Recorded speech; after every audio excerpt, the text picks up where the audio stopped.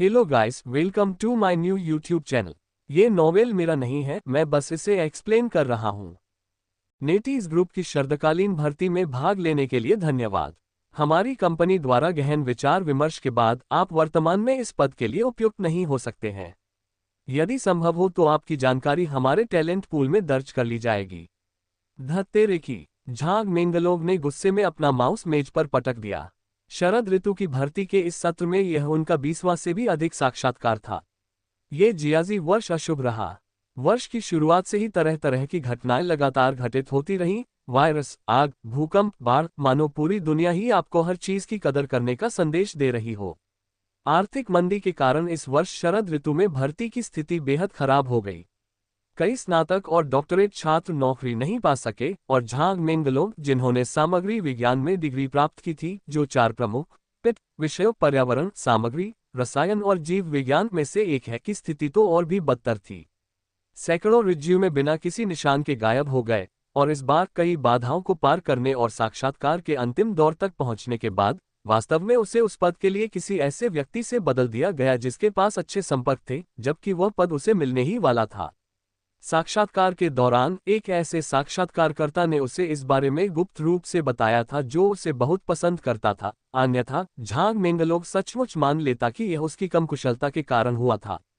भाइयों, नौकरी की तलाश कैसी चल रही है? झांग मेंगलोव ने देखा कि छात्रावास में रहने वाले उसके अन्य रूममेट भी चिंतित दिख रहे थे। इस बारे में बात ही मत करो। इंटरव्यू बहुत कठिन थे, लेकिन जब मैंने वेतन के बारे में पूछा तो पता चला कि यह सिर्फ 2500 युआन है। बगल वाले कमरे में लेटी जूली ने आह भरते हुए कहा, मेरा परिवार चाहता है कि मैं एक और मास्टर डिग्री हासिल करूं। छोड़ो इसे। हमारे मुख्य विषय के लिए जब तक हम करियर नहीं बदलते, मास्टर डिग्री हासिल करने के बाद भी महीने में सिर्फ 6 या 7 हजार ही मिलते हैं और कुछ लोगों को तो शिफ्ट में भी काम करना पड़ता है। बेहतर है कि हम बाहर निकलकर समाज की कठोर वास्तविकताओं का अनुभव करें, शायद अभी भी कोई रास्ता हो। आपका क्या कहना है, बॉस सान? मैं और क्या कर सकता हूँ? शायद घर बेचना जारी रखूं। हालांकि यह मुश्किल है, लेकिन यह इस बात से बेहतर है कि मुझे ये पता न हो कि मेरा अगला भोजन कहाँ से आएगा। काश हम सभी की पारिवारिक पृष्ठभूमि बेहतर होती, जूली ने कहा। हा, बिल्कुल सही, उस तरह का जिसमें अगर आप सफल नहीं हो पाते हैं तो आपको वापस जाकर परिवार की संपत्ति विरासत में लेनी पड़ती है, सन यूलेई ने कहा। क्यों न हम घर फोन करके पूछ लें? क्या पता हमारे माता पिता चुपके से अरबपति हों और हमसे यह बात छुपा रहे हों। हा, तुम तो वाकई सबसे अजीबोगरीब विचार लेकर आते हो। सब लोग मजाक करने लगे और झांग मेंगलोव के दिल में बसी उदासी थोड़ी कम हो गई। तभी अचानक झांग मेंगलोव का फोन बज उठा। उसने नंबर देखा, संपर्क नाम झांग शिक्सियन था। ये झांग मेंगलोव का अपने पिता झांग शियाओयुन का संपर्क नाम था, क्योंकि उसके पिता, जो 50 वर्ष के हो चुके थे, अभी भी होंग शिक्सियन की तरह अश्लील चुटकुलों से भरे हुए थे। पिताजी, आपने आज अचानक मुझे फोन करने का क्यों सोचा? झांग मेंगलोव ने कमजोर आवाज में कहा। ये शरद ऋतु की भर्ती का समय है, इसलिए मैंने आपको ये पूछने के लिए फोन किया कि आपकी नौकरी की तलाश कैसी चल रही है।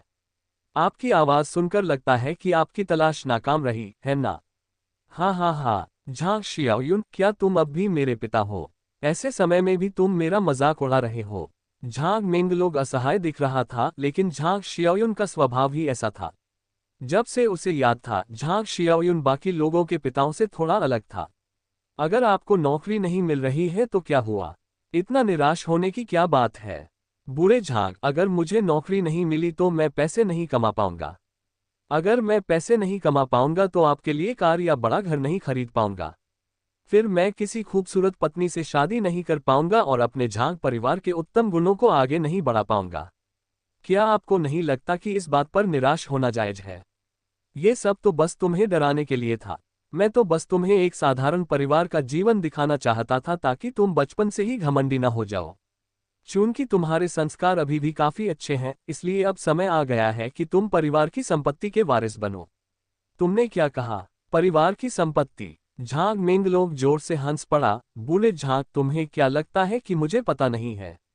हमारे परिवार के पास सिर्फ 89 वर्ग मीटर का एक छोटा सा अपार्टमेंट, 200,000 युआन की एक कार और बचत में ज्यादा से ज्यादा कुछ लाख रुपए हैं। तुम्हें ये सब अपनी सेवानिवृत्ति के लिए बचा कर रखना चाहिए। अरे छोटे बदमाश, क्या तुम सच में मुझे नीचा समझते हो? फोन के दूसरी तरफ से एक व्यंग्य भरी मुस्कान आई। राष्ट्रीय दिवस जल्द ही आ रहा है, घर आ जाओ, मुझे तुम्हें कुछ बातें बतानी है। समझ गया, अगर तुम्हें मेरी याद आए तो सीधे सीधे कह देना, घुमा फिराकर बात मत करना। सच में। झांग मेंगलोग ने फोन काट दिया। झांग शियाओयुन ने जो कहा था उसे उसने दिल पर नहीं लिया। अच्छा, वापस आकर आराम करना अच्छा है। 1-2 हफ्ते से नौकरी ढूंढने पर कोई असर नहीं पड़ेगा। सोचते सोचते उन्हें एहसास हुआ कि वे काफी समय से घर नहीं गए थे। क्या हाल है मेंगलोग, क्या फोन पर तुम्हारे परिवार वाले थे? उसके रूममेट्स ने पूछा। हाँ, उन्होंने मुझसे पूछा कि मेरी नौकरी की तलाश कैसी चल रही है। झांग मेंगलोग हंसते हुए बोली, मेरे पिताजी ने तो यहाँ तक कह दिया कि अब नौकरी मत ढूंढो और वापस जाकर खानदानी संपत्ति संभाल लो। वो बूढ़ा आदमी कितना चालाक है, मुझे उसकी बातों पर जरा भी यकीन नहीं है। हाँ हाँ हाँ, उसके रूममेट्स हंसे बिना नहीं रह सके। 2 साल पहले वे झांग मेंगलोग के गृहनगर गए थे। हालांकि झांग मेंगलोग का परिवार बुरा नहीं था, वे बस एक साधारण मजदूर वर्ग का परिवार थे। हो सकता है कि तुम्हारे पिताजी को डर रहा हो कि तुम भटक जाओगे और इसलिए उन्होंने बचपन से ही तुमसे यह बात छिपाकर रखी हो। हाँ हाँ हाँ, बिल्कुल सही। तुम्हारे पिताजी ने कहा कि वह मछुआरे हैं, शायद तुम्हारे द्वीप समूह के सैकड़ों द्वीप तुम्हारे परिवार के हैं। मेंगलोग, जब तुम अमीर हो जाओ तो हमें मत भूलना। तुम बिल्कुल ही गलत रास्ते पर जा रहे हो। मेरा परिवार तो आने जाने के लिए डॉल्फिन की सवारी भी करता है। झांग मेंगलोग ने अपना कंप्यूटर बंद किया और उस ईमेल पर आखिरी बार नाराजगी भरी नजर डाली। जब मैं अमीर हो जाऊंगा तो मैं तुम्हारी नेटीज ग्रुप को जरूर खरीद लूंगा। उफ, उन्होंने 5 साल पहले हाई स्पीड रेल बनाने का वादा किया था और अभी तक कुछ भी नहीं हुआ। झांग मेंगलोग बस से उतरते हुए बड़बड़ाया। कई घंटों की उबड़ खाबड़ यात्रा ने उसके पेट में मरोड़ पैदा कर दी थी। अजीब बात है, क्या मेरे पिताजी ने नहीं कहा था कि वे आज मुझे लेने आएंगे? वे मुझे दिख क्यों नहीं रहे? झांग मेंगलोग ने पार्किंग में काफी देर तक झांग शियाओयुन को ढूंढा लेकिन वह उसे नहीं मिली। तभी एक कार उसके बगल में आकर रुक गई। अरे वाह, रोल्स रॉयस! क्या हमारे छोटे से शहर में इतने अमीर लोग भी हैं? झांग मेंगलोग ने ईर्ष्या भरी निगाहों से उस आलीशान प्रतीक को देखा। सूट और दस्ताने पहने ड्राइवर किसी वाहन चालक जैसा लग रहा था। वह गाड़ी से उतरा, दरवाजा खोला और पीछे की सीट से एक बुजुर्ग व्यक्ति निकला जिसकी उम्र 60 या 70 वर्ष लग रही थी। झांग मेंगलोग को थोड़ी घुटन महसूस हुई। ये दिखने में प्रतिष्ठित बूढ़ा व्यक्ति वास्तव में उनके सामने झुक गया और फिर बोला, युवा स्वामी मेंगलोग, कृपया अंदर आइए। हम आपका लंबे समय से इंतजार कर रहे हैं। रुको, युवा स्वामी मेंगलोग। झांग मेंगलोग का सिर चकरा गया। क्या हो रहा है? क्या आप मुझे लेने आए हैं? तभी झांग मेंगलोग के फोन में कंपन हुई। उसने फोन खोला और चैट इंटरफेस पर उसके पिता द्वारा भेजी गई एक तस्वीर दिखाई दी। एक घमंडी दिखने वाला मीम जिसमें एक बड़ी तलवार पकड़ी हुई थी। मीम पर 4 अक्षर लिखे थे, आपको इसकी उम्मीद नहीं थी, है ना? कृपया इसे खरीदें। कृपया इसकी अनुशंसा करें। आपसे हर तरह की मदद की गुहार है। प्रतिदिन 3 अपडेट, गुणवत्ता की गारंटी। यह एक लेवल 5 लेखक का नया छद्म नाम है जिसका लोकप्रिय काम एंसेस्ट्रल टाइकून सिस्टम है, इसलिए इसे खरीदने में संकोच न करें। क्या हो रहा है? क्या ये सचमुच आपकी कार है? आपने इसे किराए पर तो नहीं लिया? झांग मेंगलोग ने तुरंत एक फोटो खींची और झांग शियाओयुन को संदेश भेजा। यह एक रोल्स रॉयस थी। हालांकि झांग मेंगलोग को कारों के बारे में ज्यादा जानकारी नहीं थी, लेकिन सबसे सस्ती रोल्स रॉयस की कीमत भी लाखों में होती है। उसने सोचा कि उनके परिवार की सारी संपत्ति मिलाकर भी शायद इस कार के मुकाबले कुछ नहीं होगी। बच्चे, तुम तो बस इस छोटी सी बात से ही हैरान हो गए। क्या थोड़ी देर में तुम्हें जिंदगी पर शक नहीं होने लगेगा? ठीक है, जल्दी करो और गाड़ी में बैठो। ये हमारे परिवार की संपत्ति संभालने वाले नौकर हैं। तुम इन्हें बटलर हॉर्न कह सकते हो। बटलर? हमारे परिवार में बटलर है? झांग मेंगलोग थोड़ा हैरान था। उपन्यासों और टीवी शो में तो सिर्फ बड़े बड़े कॉर्पोरेट घरानों या पश्चिमी देशों के लोगों के पास ही बटलर की अवधारणा दिखाई देती थी। युवक, कृपया जल्दी से गाड़ी में बैठ जाए। स्टेशन से घर तक अभी भी आधे घंटे से अधिक का समय है। श्री झांग को ज्यादा देर तक इंतजार मत करवाए। ओह ओह, झांग मेंगलोग दबे पांव कार में घुस गया। हालांकि कार सचमुच उनकी ही लग रही थी, फिर भी वह बेफिक्र नहीं था। आखिर अगर गलती से कार के अंदरूनी हिस्से को कोई नुकसान हो जाता तो कुछ दसियों हजार युआन में उसकी मरम्मत नहीं हो सकती थी। गाड़ी चलाओ। बटलर हॉर्न ने अपनी पुरानी गरिमा वापस पा ली। ड्राइवर ने दरवाजा बंद किया और बड़ी सावधानी से ड्राइवर सीट पर वापस बैठ गया। गाड़ी सुचारू रूप से उसके घर की ओर चल पड़ी। बड़े साहब, क्या आप बटलर होंग हैं? झांग मेंगलोव ने सावधानी से पूछा। मेरे पिताजी ने कहा कि आप हमारे परिवार के बटलर हैं, लेकिन मैंने आपको पहले कभी क्यों नहीं देखा? हे, छोटे मालिक, श्री झांग द्वारा आपको ये बातें न बताने के पीछे स्वाभाविक रूप से कुछ कारण थे। अब जब उन्होंने आपको बता दिया है, तो इसका मतलब है कि वे सब कुछ आपके हवाले करने वाले हैं। घर पहुंचते ही आपको सब कुछ पता चल जाएगा, बटलर होंग ने आदरपूर्वक उत्तर दिया। अरे यार, क्या पिताजी ने परिवार की सारी संपत्ति विरासत में मिलने के बारे में जो कहा था, वो सच था? झांग मेंगलोव का दिल अचानक जोर से धड़कने लगा। अगर सच में ऐसा था तो वो मेहनत क्यों करेगा? आलसी बनकर परिवार की सारी संपत्ति विरासत में पाना ज्यादा अच्छा नहीं होगा क्या? बटलर होंग, क्या मैं आपसे एक प्रश्न पूछ सकता हूँ? युवा स्वामी, कृपया बेझिझक बोलिए। जब तक ये कोई ऐसा विषय न हो जिसके बारे में श्री झांग ने मुझे बोलने से मना किया हो, मैं आपके सभी सवालों का जवाब दूंगा। क्या ये कार सचमुच हमारी है? ये किराए पर तो नहीं ली गई है? झांग मेंगलोव अभी भी संदेह से भरा हुआ था। ये तो निश्चित रूप से श्री झांग की गाड़ी है, बटलर होंग ने कहा। युवा मालिक, क्या आपको ये गाड़ी बहुत ही साधारण लग रही है? इसमें कुछ नहीं किया जा सकता था। श्री झांग की व्यवस्था अचानक हुई थी और मेरे पास तैयारी करने के लिए ज्यादा समय नहीं था, इसलिए मुझे आपको लेने के लिए इसी गाड़ी का इस्तेमाल करना पड़ा। घटिया, काम चलाओ, ये दो शब्द झांग मेंगलोव के दिमाग में गूंज रहे थे। अरे बूढ़े, क्या इस उम्र में इतना दिखावा करना जरूरी है? ये रोल्स रॉयस है। पूरे जियांगनान शहर में इतने कम लोग हैं जो इसे खरीद सकते हैं, है ना? ऐसी कार यकीनन एक उच्च श्रेणी की लग्जरी कार है और आप इसे घटिया कह रहे हैं। तो किस तरह की कार को उच्च श्रेणी की कार माना जाता है? किस तरह की कार को काम चलाओ नहीं माना जाता? क्या मेरा परिवार सचमुच अमीर है? झांग मेंगलोव ने पूछना जारी रखा। हे, युवा स्वामी, मुझे ये भी नहीं पता कि श्री झांग के पास कितनी संपत्ति है, लेकिन मैं आपको बता सकता हूँ कि श्री झांग के लिए मैं जिन संपत्तियों का प्रबंधन करता हूँ, उनका मूल्य वर्तमान विश्व के सबसे धनी व्यक्ति श्री बेजोस की कुल संपत्ति से कहीं अधिक है। अरे बाप रे! झांग मेंगलोव ने पहले सोचा था कि उनका परिवार चाहे कितना भी अमीर क्यों न हो, उनके पास शायद बस एक बड़ी कंपनी ही होगी। लेकिन बटलर होंग के बारे में सुनकर उनके परिवार की संपत्ति का एक हिस्सा ही उन्हें दुनिया का सबसे अमीर आदमी बनाने के लिए काफी था। ये तो हद से ज्यादा था। युवा स्वामी, आपके परिवार के मामलों के बारे में मुझे भी वास्तव में ज्यादा जानकारी नहीं है। हमारे परिवार का उद्देश्य केवल श्री झांग को उनकी संपत्ति का प्रबंधन करने में सहायता करना है। हम किसी और चीज के बारे में पूछताछ नहीं करते हैं। आपका परिवार? झांग मेंगलोव फिर से स्तब्ध रह गया। उसे इस वाक्य का अर्थ ठीक से समझ नहीं आया। हमारे होन परिवार की वंशावली में 20 से अधिक पीढ़ियों का रिकॉर्ड है। हमारे परिवार के वृक्ष में पहले पूर्वज से ही हम यंग मास्टर के परिवार के लिए काम कर रहे हैं, बटलर होंग ने कहा। आखिर चल क्या रहा है? झांग मेंगलोव का दिमाग उलझन में था। छोटे बच्चे, क्या तुम्हारे मन में बहुत सारे सवाल हैं? गीत के बोल उसके कानों में गूंज रहे थे। उसे तो ये भी लग रहा था कि कहीं वह सपना तो नहीं देख रहा और जागा नहीं है। लेकिन इस समय कार उनके आवासीय परिसर के प्रवेश द्वार पर पहुंच चुकी थी। प्रवेश द्वार पर एक पुरुष और एक महिला खड़े थे, जो झांग मेंगलोव के पिता झांग शियाओयुन और उनकी माता वांग याजी के अलावा कोई और नहीं थे। श्रीमान झांग, मैंने आपके निर्देशानुसार युवा स्वामी को वापस ला दिया है। बटलर होंग ने झांग शियाओयुन को प्रणाम किया। झांग मेंगलोव ने गौर किया कि बटलर होंग की निगाहों में झांग शियाओयुन के प्रति श्रद्धा का भाव था, मानो आस्था का। आपने बहुत मेहनत की है, बटलर होंग। आप पहले वापस जा सकते हैं। मैंने आपके लिए जो व्यवस्था की है, उसे याद रखिएगा। अब से मैं मेंगलोव की देखभाल का जिम्मा आपको सौंपती हूँ, झांग शियाओयुन ने बटलर होंग से कहा। श्री झांग, आप बहुत दयालु हैं। इस बूढ़े व्यक्ति को यही करना चाहिए। कृपया निश्चिंत रहें। आपके अनुपस्थित रहने के दिनों में मैं युवा स्वामी का अच्छे से ख्याल रखूंगा।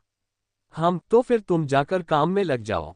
हाँ। बटलर होंग कार में वापस आ गए और रोल्स रॉयस तुरंत चल पड़ी। क्या चल रहा है? कुछ ही दिनों में जा रहे हो? पापा, आप दोनों कहाँ जा रहे हो? हनीमून पर? बिल्कुल नहीं, बिल्कुल नहीं।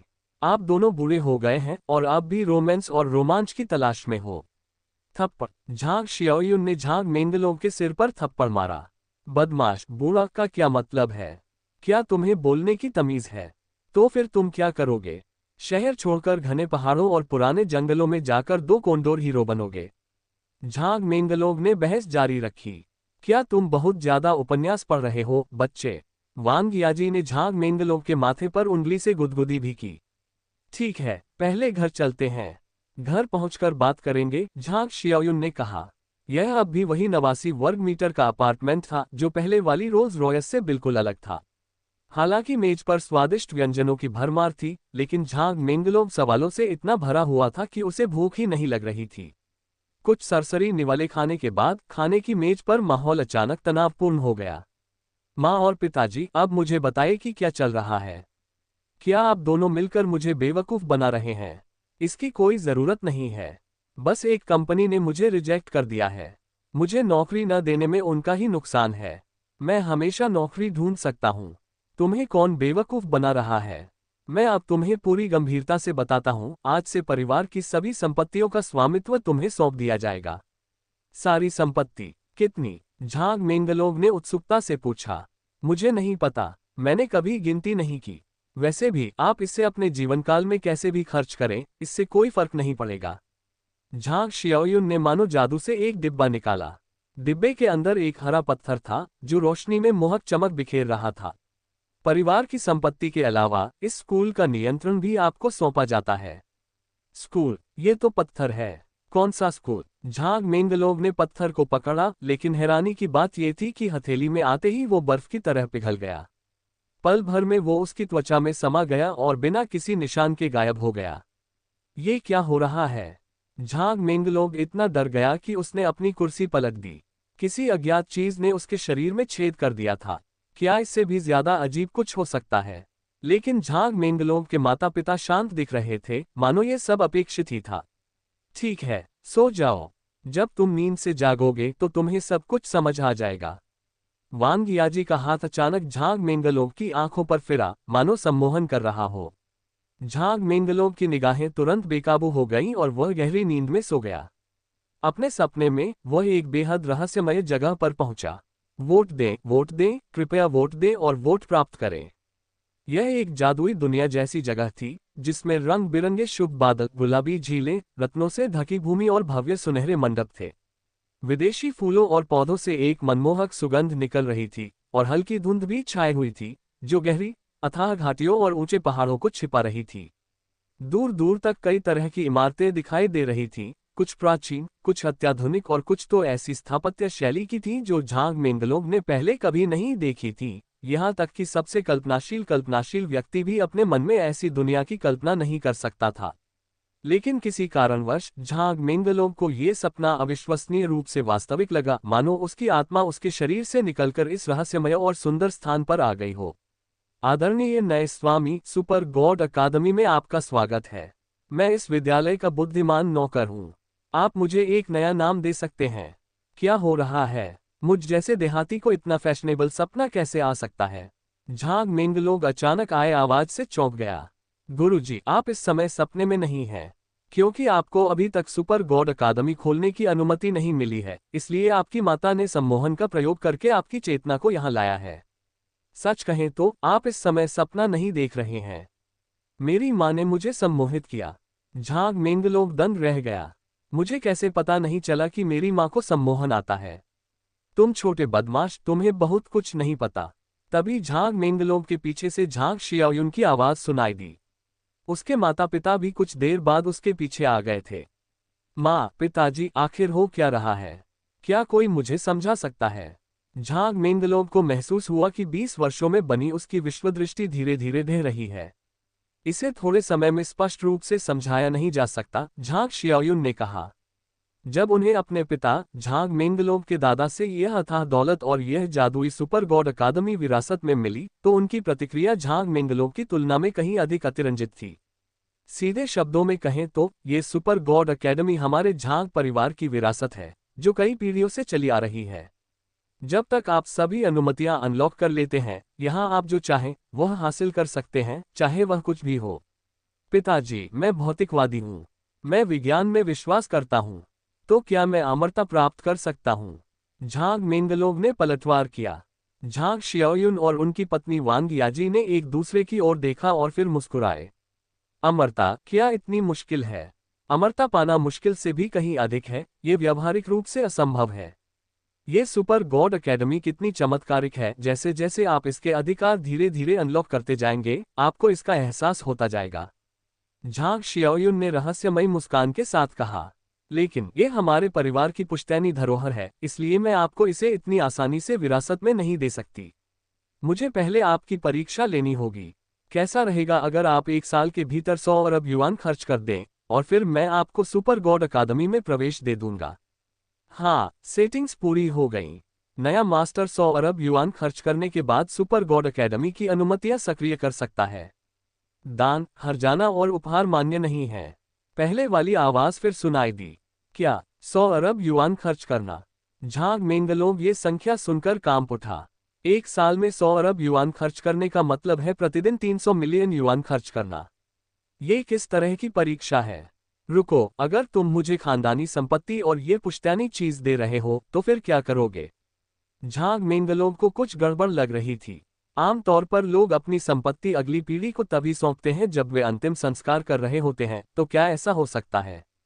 झांग मेंगलोंग के चेहरे के भाव देखकर झांग शियाओयुन समझ गई कि वह कुछ ज्यादा ही सोच रहा है।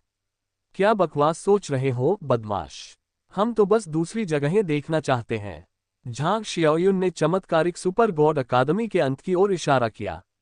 वहां स्वर्ग की सीढ़ी जैसी एक अद्भुत संरचना थी, जो बादलों में ऊपर की ओर सर्पिलाकार रूप में जाती थी, मानो उसके अंत में एक अज्ञात नई दुनिया विद्यमान हो। इस दुनिया में मम्मी और पापा ने हर सुख का आनंद ले लिया है। अमीर होने का सुख बस इतना ही है। हम इससे ऊब चुके हैं और एक नई दुनिया की खोज करना चाहते हैं। रुको, तुम क्या कह रहे हो? मुझे समझ नहीं आ रहा। झांग मेंगलोंग पूरी तरह से हैरान था। नई दुनिया की खोज क्या होती है? क्या वे राक्षस हैं या अमर? बेटा, अगली बार जब हम लौटेंगे तो हम तुम्हें शादीशुदा और बच्चों के साथ देखना चाहते हैं। 1 या 2 बच्चे होना कोई बुरी बात नहीं है, और 5 या 6 बच्चे होना भी कोई बुरी बात नहीं है। धमाका! ठीक उसी क्षण स्वर्ग की सीढ़ियों के शीर्ष पर आकाश से प्रकाश की एक किरण उतरी। प्रकाश के एक सुनहरे स्तंभ ने पूरी सीढ़ी को घेर लिया, मानो कोई रहस्यमय शक्ति सब कुछ अपनी ओर खींच रही हो। पत्नी, लगभग समय हो गया है। झांग शियाओयुन और उनकी पत्नी वांग याजी ने एक दूसरे की ओर देखा। अब जाने का समय हो गया है। दोनों अनिच्छा से झांग मेंगलोंग की ओर देखने लगे। मेंगलोंग, जीवन का आनंद लो। अगर तुम्हें किसी चीज की जरूरत हो तो बटलर हॉर्न से संपर्क करना। इस दुनिया में तुम्हें सिर्फ 3 बातें याद रखनी हैं। हालांकि उसे पता नहीं था कि क्या हो रहा है, झांग मेंगलोंग को पता था कि वे जो कहने वाले थे वह बहुत महत्वपूर्ण होना चाहिए। पहली बात, हमारे परिवार से ज्यादा अमीर कोई नहीं है। दूसरी बात, ऐसा कुछ भी नहीं है जिसे हमारा परिवार हल न कर सके। तीसरी बात, अगर आपको हमसे ज्यादा अमीर कोई मिल जाए या ऐसी कोई चीज मिल जाए जिसे हमारा परिवार हल न कर सके, तो आप निश्चित रूप से अभी तक जागे नहीं हैं। झांग मेंगलोंग का मुंह खुला रह गया। वह झांग शियाओयुन से किसी महत्वपूर्ण जानकारी की इतनी बेसब्री से प्रतीक्षा कर रहा था, और उसने यही कहा। लेकिन क्या ये सब सच था? या फिर जब से उसे अपने छात्रावास में फोन आया तब से लेकर अब तक सब कुछ महज एक सपना था? अचानक झांग मेंगलोंग के माता पिता ने एक दूसरे का हाथ पकड़ा और झांग मेंगलोंग की भयभीत आंखों के सामने वे सचमुच ऊपर उड़ गए। वे एक टूटते तारे की तरह सुपर गॉड अकादमी नामक स्थान से गुजरे, फिर दूर स्वर्ग की सीढ़ियों में विलीन हो गए, सुनहरे प्रकाश स्तंभ में नहाए हुए बादलों में गायब हो गए। मेरे माता पिता स्वर्ग से धार गए। झांग मेंगलोंग ने हैरानी से आसमान की ओर देखा। हाँ, वह जरूर सपना देख रहा होगा। जब वह दोबारा आंखें खोलेगा तो वह अपने छात्रावास में डेस्क पर पड़ा होगा, और कंप्यूटर स्क्रीन पर अभी भी साक्षात्कार असफल वाला ईमेल दिख रहा होगा। नए मालिक, कृपया सिस्टम का नाम जल्द से जल्द रखें। तो मैं तुम्हें शियाओ जी कहकर बुलाऊंगा। ये नाम 23वीं पीढ़ी के उस्ताद द्वारा इस्तेमाल किया जा चुका है। कृपया इसका नाम बदल दें। झांग मेंगलोंग, तो मैं तुम्हें शियाओ वांग कहकर बुलाऊंगा। ये नाम 16वीं पीढ़ी के उस्ताद द्वारा इस्तेमाल किया जा चुका है। कृपया इसका नाम बदल दें। क्या मेरे पूर्वज किस तरह के राक्षस थे? झांग मेंगलोंग ने अपना माथा पीट लिया। तो मैं तुम्हें गेंजी कहूंगा। ये नाम 249वीं पीढ़ी के गुरु यानी गुरु के पिता द्वारा इस्तेमाल किया जा रहा है। कृपया इसका नाम बदल दें। झांग शियाओयुन, तुम। झांग मेंगलोंग ने मुट्ठी भींच ली। तो मैं तुम्हें गोदान कहकर बुलाऊंगा। नामकरण सफल रहा। सुपर गॉड एकेडमी का बुद्धिमान बटलर गोदान आपकी सेवा में है। 249वीं पीढ़ी के मास्टर के आदेश अनुसार सुपर गॉड एकेडमी को सक्रिय करने के लिए आपको 1 वर्ष के भीतर 100 अरब युआन खर्च करने होंगे। उल्टी गिनती अब शुरू होती है। अचानक उसके आसपास सब कुछ घोर अंधेरा हो गया और वह शानदार अकादमी उसकी आंखों से ओझल हो गई।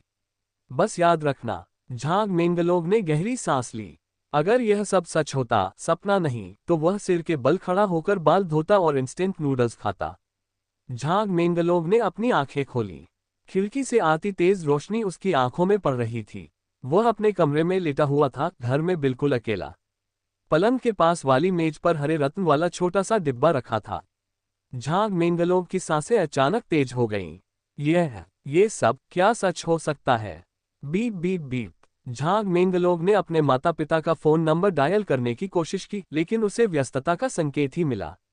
उस क्षण झांग मेंगलोव के दिल में सबसे पहले जो भावना जागी वह थी घबराहट। 20 वर्षों से अधिक समय तक वह लगभग हमेशा अपने माता पिता की देखरेख में ही पला बड़ा था। विश्वविद्यालय में दाखिला लेने के बाद ही उसने थोड़ा बहुत अपने पंख फैलाए थे। हालांकि अब वह स्नातक होने के करीब था, फिर भी असल में वह अभी भी एक छात्र ही था। वह तुरंत लिविंग रूम में भागा। राइस कुकर अभी भी गर्म था, उसमें 2 अंडे और दलिया का एक कटोरा रखा था और उसके बगल में एक छोटा सा नोट पड़ा था। बेटा, जब तक तुम्हारे माता पिता घर से बाहर हैं, अपना अच्छे से ख्याल रखना। हमारी चिंता मत करना। सुबह 10 बजे बटलर हॉर्न तुम्हें लेने आएंगे। बस उनके बताए निर्देशों का पालन करना। उस नोट में केवल 2 सरल पंक्तियां लिखी थीं। झांग मेंगलोव ने तुरंत राहत की सांस ली। जब तक उसके माता पिता ठीक थे, वह निश्चिंत था। कल रात उसने ज्यादा कुछ नहीं खाया था, इसलिए झांग मेंगलोव ने जल्दी से कुछ खाना मुंह में ठूंस लिया, जो उसके नाश्ते का काम कर रहा था। उसी समय दरवाजे की घंटी बजी। झांग मेंगलोव ने घड़ी पर नजर डाली, सुइयां ठीक 10 बजे थीं। झांककर देखने पर उसने गलियारे में बटलर हॉर्न के अलावा 2 और लोगों को देखा। उनमें से एक उसे बहुत जाना पहचाना लगा। उसे याद आया कि यह उसके पिता का दोस्त होंग युकिन था। झांग मेंगलोव आमतौर पर होंग युकिन को अंकल होंग कहकर बुलाते थे। वह लगभग हर कुछ हफ्तों में उनके घर आते थे और उन्हें नियमित मेहमान माना जाता था। दूसरी लड़की लगभग उसकी ही उम्र की लग रही थी। उसके चेहरे की बनावट होंग युकिन और बटलर होंग से मिलती जुलती थी। यह शायद अंकल होंग की बेटी थी, लेकिन झांग मेंगलोव ने उसे पहले कभी नहीं देखा था। अरे बाप रे, अंकल होंग और बटलर होंग दोनों का नाम होंग है। क्या वे रिश्तेदार हो सकते हैं? झांग मेंगलोव को ऐसा लग रहा था मानो वह बचपन से ही किसी नाटक में जी रहा हो। उनकी धारणा में होंग युकिन अपने पिता झांग शियाओयुन की तरह एक साधारण नाविक था जो दिन भर समुद्र में रहता था। जब भी वे घर पर होते, वे आम दोस्तों की तरह या तो साथ खाना खाते या बातें करते थे। लेकिन बटलर होंग एक निम्न श्रेणी की रोल्स रॉयस में आए थे और उनके साथ एक समर्पित ड्राइवर था। झांग मेंगलोव को इन दोनों व्यक्तियों को आपस में जोड़ना मुश्किल लगा। क्लिक। कुछ पल के अचंभे के बाद झांग मेंगलोव ने फिर भी दरवाजा खोल दिया। युवा स्वामी मेंगलोव बहुत दिनों बाद मिले। होंग युकिन ने झांग मेंगलोव को देखकर मुस्कुराया, लेकिन उनके द्वारा इस्तेमाल किया जाने वाला परिचित संबोधन सम्मानपूर्वक युवा स्वामी में बदल गया था। अंकल होंग, आपने सचमुच मेरे पिताजी के साथ 20 साल तक अभिनय में साथ दिया। झांग मेंगलोव ने कड़वी मुस्कान के साथ कहा। युवा स्वामी, ये सब आपके पिता की योजना थी। कृपया युकिन को दोष न दें, बटलर होंग ने कहा। हमारे होंग परिवार की हर पीढ़ी में कोई न कोई ऐसा होता है जो आपके परिवार के लिए समर्पित सहायक के रूप में काम करता है और सभी मामलों को संभालने में मदद करता है। युकिन आपके पिता का सहायक है। आपको इस बारे में समय से पहले पता चलने से रोकने के लिए उसने हमेशा श्री झांग के मित्र होने का नाटक किया है। उद्धरण चिन्ह। तो बात कुछ ऐसी है। झांग मेंगलोव ने पहले ही अनुमान लगा लिया था। तो अंकल होंग की असली पहचान। ऊपरी तौर पर मैं केवल तेंगुई समूह का अध्यक्ष हूं, होंग युकिन ने कहा। क्या तेंगुई ग्रुप के चेयरमैन? क्या ये वही तेंगुई ग्रुप है जिसने रियल एस्टेट में शुरुआत की थी? झांग मेंगलोव ने हैरानी से कहा। जी हाँ, ये वही तेंगुई ग्रुप है। हे भगवान! झांग मेंगलोव की आंख थोड़ी सी फड़क उठी। उसने वास्तव में तेंगुई ग्रुप में मैनेजमेंट ट्रेनी पद के लिए आवेदन किया था। तेंगुई ग्रुप चीन के सबसे बड़े उद्यमों में से एक है जिसने रियल एस्टेट के क्षेत्र में शुरुआत की थी। कहा जाता है कि अंतर्राष्ट्रीय रियल एस्टेट उद्योग में तेंगुई ग्रुप एक अग्रणी उद्यम है। यहाँ तक कि विशेषज्ञ भी यह नहीं जानते कि तेंगहुई ग्रुप ने उन देशों में स्थानीय उद्यमों से जमीन हासिल करने में कैसे कामयाबी हासिल की। बाद में तेंगहुई समूह ने क्षैतिज रूप से विस्तार करना शुरू किया और सॉफ्टवेयर, गेमिंग, स्मार्ट होम, चिकित्सा और विनिर्माण जैसे उद्योगों में उनकी उपस्थिति देखी जा सकती थी। स्नातक छात्रों के लिए मात्र 5 लाख चीनी युआन से शुरू होने वाले वार्षिक वेतन ने ही अनगिनत स्नातक छात्रों को पागल कर दिया था। इस कंपनी में प्रवेश पाना गांवकाव परीक्षा से भी कहीं अधिक कठिन था, जो हजारों सैनिकों द्वारा एक ही तख्ते वाले पुल को पार करने के समान है। बिना किसी संदेह के झांग मेंगलोव को रिज्यूमे स्क्रीनिंग के पहले ही दौर में सीधे बाहर कर दिया गया। बाहर हुए सभी उम्मीदवारों को 500 चीनी युआन का सांत्वना पुरस्कार भी मिला, जिससे पता चलता है कि यह समूह कितना समृद्ध था। साक्षात्कार की तैयारी करते समय उन्होंने अध्यक्ष का नाम देखा और सोचा कि यह महज नामों का संयोग है। लेकिन उन्हें जरा भी उम्मीद नहीं थी कि अंकल होंग, जो हमेशा मकानों की बढ़ती कीमतों और अपनी पत्नी के फिजूल खर्ची की शिकायत करते थे, वास्तव में इसी समूह के अध्यक्ष होंगे। सबसे भयावह बात यह थी कि यह अध्यक्ष महज उनके पिता का निजी सहायक था। खांसी खांसी खांसी, यह मानसिक आघात किसी सुनामी से कम नहीं था। रुको, सही तौर पर से तुम्हारा क्या मतलब है? झांग मेंगलोव ने अचानक इन शब्दों पर ध्यान दिया। अरे, वह पहचान तो महज एक छलावा है। हमारा होंग परिवार हजारों वर्षों से आपके स्वामी जी के परिवार की सेवा करता आ रहा है। झांग परिवार की आड़ में हम वास्तव में बहुत पहले चीन और यहाँ तक कि पूरे एशिया के सबसे धनी परिवार बन चुके हैं। उद्धरण चिन्ह। खांसी खांसी खांसी। झांग मेंगलोव ने अभी अभी पिया हुआ आधा दलिया खांसकर बाहर निकाल दिया। अगर उनके परिवार का नौकर दुनिया का सबसे अमीर आदमी है, तो उनका परिवार भी कम से कम दुनिया का सबसे अमीर आदमी तो होना ही चाहिए, है ना? क्योंकि श्री झांग नहीं चाहते कि हम कुछ सांसारिक नियमों को तोड़ें, इसलिए हमारे अस्तित्व के बारे में बहुत कम लोगों को पता है।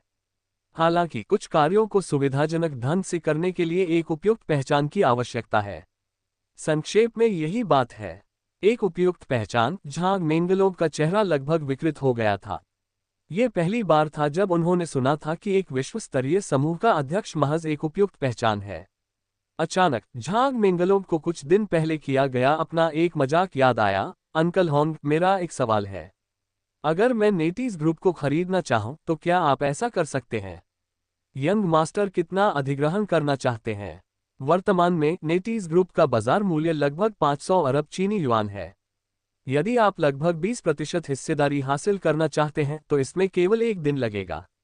यदि आप पूरी कंपनी का अधिग्रहण करना चाहते हैं तो इसमें थोड़ा अधिक समय लग सकता है, शायद 5 से 7 दिन। क्या युवा मालिक नेटीज का अधिग्रहण करना चाहते हैं? यदि आपको इसकी आवश्यकता है तो मैं अभी व्यवस्था कर दूंगी। इस छुट्टी के अंत तक अधिकतम 1 सप्ताह में मैं इसे हासिल कर सकती हूं, होंग युकिन ने अत्यंत गंभीरता से कहा। नहीं नहीं, मैं तो बस यूं ही पूछ रहा था। झांग मेंगलोव का मौजूदा मूड निस्संदेह उथल पुथल भरा था। एक ऐसी कंपनी जिसका बाजार मूल्य 500 अरब चीनी युआन है, एक ऐसी विशाल कंपनी जिसमें नौकरी पाने के लिए अनगिनत स्नातक जी तोड़ मेहनत करते हैं, और वह महज एक शब्द से कुछ ही दिनों में उसके सारे शेयर हासिल कर सकता है। ये कुछ ज्यादा ही अकल्पनीय था, अन्ना। अछू 1000 किलोमीटर से भी अधिक दूर नेटीज मुख्यालय में अध्यक्ष के कार्यालय में एक अधेड़ उम्र के व्यक्ति को अचानक छींक आ गई। ये थे श्री डिंग, नेटीज के अध्यक्ष। यह अजीब है, आजकल मुझे हमेशा बेचैनी क्यों महसूस होती है? क्या उन मैचों की वजह से खिलाड़ियों ने मेरे बारे में फिर से शिकायत की? ठीक है, तो फिर आप आज यहाँ क्यों आए हैं? झांग मेंगलोव को तब जाकर उनके उद्देश्य के बारे में पूछना याद आया। ओह, हमें श्री झांग से सूचना मिली है। उन्हें भी उसी जगह जाना चाहिए था जैसे आपके दादाजी और अन्य बुजुर्ग गए थे। बटलर होंग ने कहा। जीवन भर झांग परिवार की सेवा करने के कारण उन्हें उनके मामलों की कुछ जानकारी थी। उन्हें बस इतना पता था कि समय समय पर झांग परिवार की एक पीढ़ी किसी रहस्यमय स्थान पर जाती थी। वह स्थान कहाँ था, यह उन्हें नहीं पता था और उन्होंने कभी पूछा भी नहीं। श्री झांग ने आपको हमारी देखरेख में सौंपा है, जो हमारे होंग परिवार का कर्तव्य और मिशन भी है। हालांकि युकिन बूढ़ा हो रहा है और कई चीजें उसकी क्षमता से परे हैं। मुझे चिंता है कि वह आपकी अच्छी देखभाल नहीं कर पाएगा, इसलिए मैंने होंगी को आपका पूर्णकालिक सहायक बनाने का सोचा है। होंगी। बटलर होंग ने अपने बगल में खड़ी लड़की की ओर देखा। यह मेरी पोती होंग ही है। अब से अगर तुम्हें अपने जीवन या किसी और चीज के बारे में कोई सवाल हो तो तुम उससे मिल सकती हो। श्रीमान झांग, नमस्कार। आज से अगर आपको कोई काम करवाना हो तो मुझे ही सौंप दीजिए, होंग यी नाम की लड़की ने झांग मेंगलोग के पास जाकर झुकते हुए कहा। झांग मेंगलोग ने होंग यी नाम की लड़की को गौर से देखना शुरू किया। उसकी लंबाई लगभग 165 सेंटीमीटर थी, रंग गोरा था और टांगे सुडौल और पतली थीं। उसके काले बाल सिर के पीछे ऊंची चोटी में बंधे थे। वह देखने में बेहद खूबसूरत थी, लेकिन चाहे वह उसे किसी भी तरह से देखे, उसे निजी सहायक कहना मुश्किल था। युवा स्वामी, हालांकि होंग ये युवा है, लेकिन मामलों को संभालने की उनकी क्षमता युकिन से भी कहीं अधिक है, बटलर होंग ने कहा। उन्होंने इसी वर्ष वित्त और नैदानिक चिकित्सा में दोहरी डॉक्टरेट की उपाधि प्राप्त की है। आपकी बेहतर सेवा के लिए वह बचपन से ही विभिन्न भाषाएं सीख रही हैं और कई मामलों में आपकी सहायता कर सकती हैं।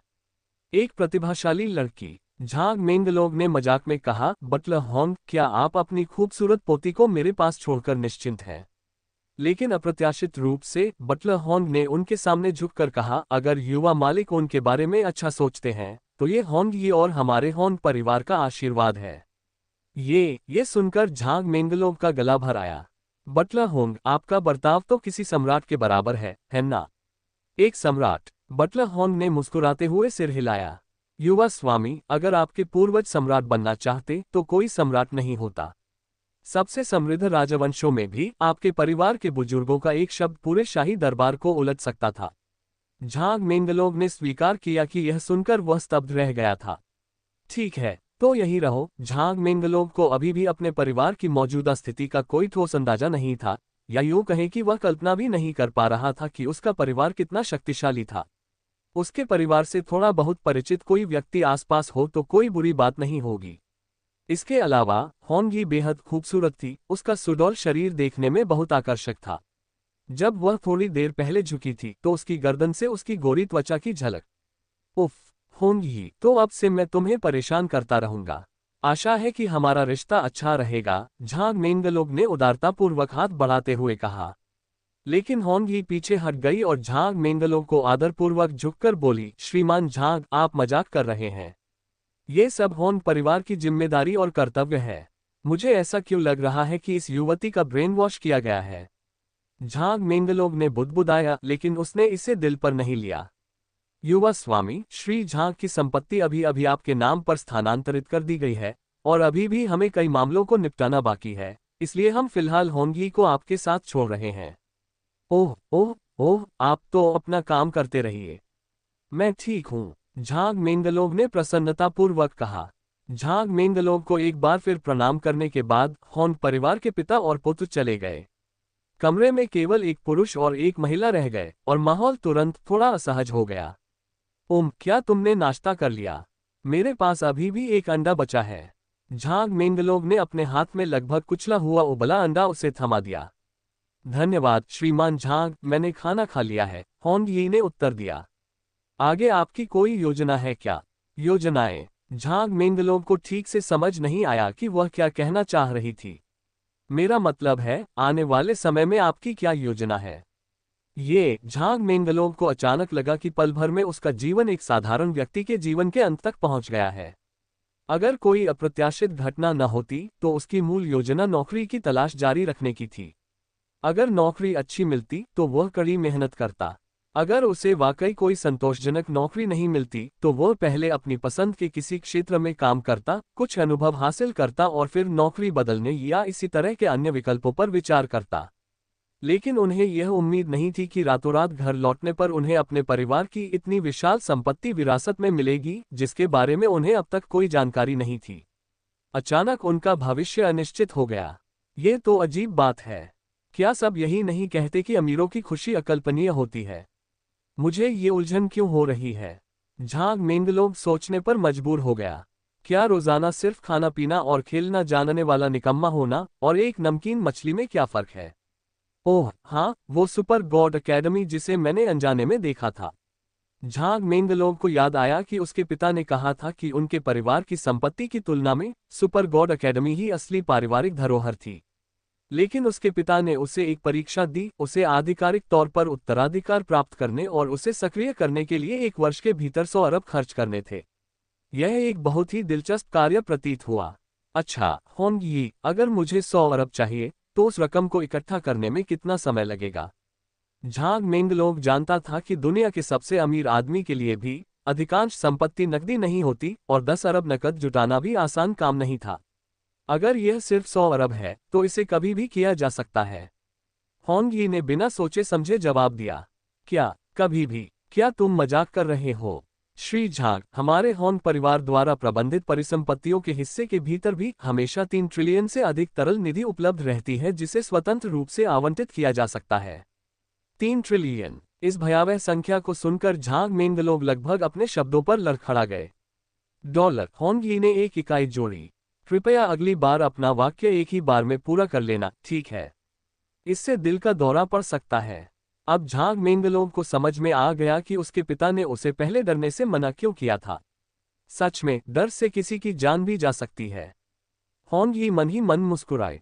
ऐसा लग रहा था कि श्री झांग को अपने परिवार की संपत्ति का बिल्कुल भी अंदाजा नहीं था। दरअसल, जब उसे यह काम सौंपा गया और उसने होंग परिवार के पास मौजूद संसाधनों का हिसाब लगाया, तो वह खुद भी हैरान रह गई। तथाकथित संपत्ति तो झांग परिवार के विशाल साम्राज्य का एक छोटा सा हिस्सा मात्र थी।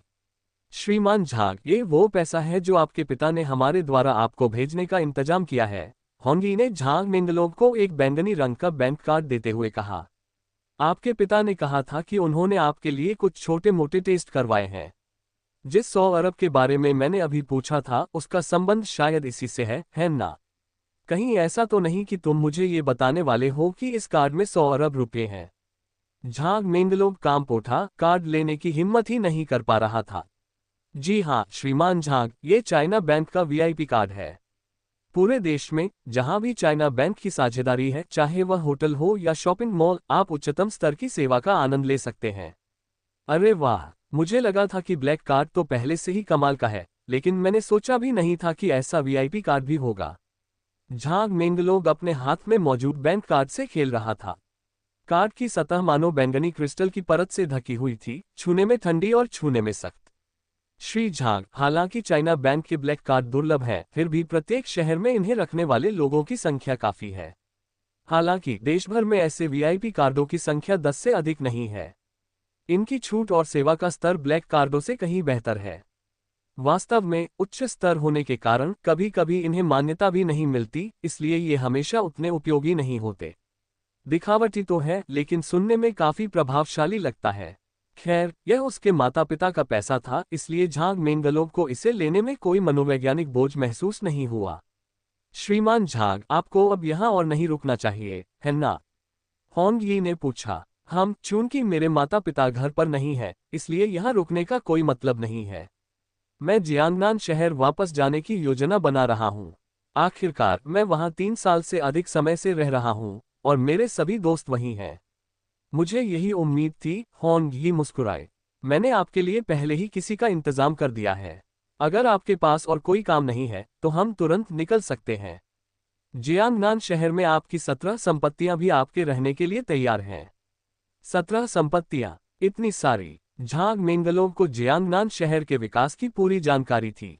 जब वह प्रथम वर्ष में था, उसके स्कूल के सामने एक अपार्टमेंट कॉम्प्लेक्स 6,666 युआन प्रति वर्ग मीटर की दर से सूचीबद्ध था, लेकिन किसी ने भी उसमें दिलचस्पी नहीं दिखाई। लेकिन एशिया प्रशांत सम्मेलन के चलते जियांगनान शहर में मकानों की कीमतें आसमान छू गईं। अब तो 40,000 युआन प्रति वर्ग मीटर की दर पर भी स्कूल के पास घर खरीदना नामुमकिन है। इसके अलावा उनका स्कूल शहर के केंद्र से 20 किलोमीटर दूर था। शहर के केंद्र में तो 100,000 युआन प्रति वर्ग मीटर की कीमत वाले मकान भी हर जगह मौजूद थे। 17 संपत्तियां, यदि प्रत्येक संपत्ति का औसत क्षेत्रफल 100 वर्ग मीटर और औसत कीमत 50,000 युआन भी हो, तो भी ये लगभग 100 मिलियन युआन के करीब पहुंचता है। क्या इन 17 संपत्तियों में से कोई हमारे स्कूल के पास है? झांग मेंगलोव ने पूछा। बिल्कुल, श्री झांग के स्कूल से 1.2 किलोमीटर दूर एक है। हालांकि ये बहुत बड़ा नहीं है, केवल 400 वर्ग मीटर का है, इसलिए ये थोड़ा भीड़भाड़ वाला हो सकता है, होंग यी ने सहज भाव से कहा। क्या आप कह रहे हैं कि 400 वर्ग मीटर का घर तंग है? झांग मेंगलोव के एक सहपाठी ने शहर के केंद्र में 50 वर्ग मीटर का एक पुराना अपार्टमेंट खरीदने के लिए लगभग 3 मिलियन खर्च किए और वह पहले से ही काफी संतुष्ट था। 400 वर्ग मीटर का घर तो उसने कभी सपने में भी नहीं सोचा था। लेकिन होंग यी की अवधारणा में 400 वर्ग मीटर वास्तव में बड़ा नहीं था। आखिरकार उनका अपना निवास पहले से ही 800 वर्ग मीटर से अधिक का 3 मंजिला विला था। झांग मेंगलोक के लिए 1000 वर्ग मीटर भी शायद थोड़ा समझौता ही होगा, है ना? हालांकि मैं अब भी आपको किसी और जगह रहने की सलाह दूंगा। भले ही वह स्कूल से थोड़ी दूर हो, लेकिन आपकी कोई और क्लास तो नहीं होगी, है ना? अगर आपको जरूरत हो तो मैं आपके लिए ड्राइवर का इंतजाम भी कर सकता हूं जो आपको स्कूल से ले जाए और वापस लाए। क्या ये वहां बहुत बड़ा है? ये बहुत बड़ा इलाका है और मैं आपके दैनिक जीवन और भोजन की देखभाल के लिए लोगों का इंतजाम भी कर सकता हूं। यह क्षेत्र जियांगनान शहर के लगभग सबसे समृद्ध क्षेत्रों में से एक है। उद्धरण चिन्ह। ठीक है, मैं तुम्हारी बात सुन लेता हूं। हम वहां चलेंगे। मैं समझ गया। कृपया जरूरी सामान पैक कर लीजिए और चलिए प्रस्थान की तैयारी करते हैं।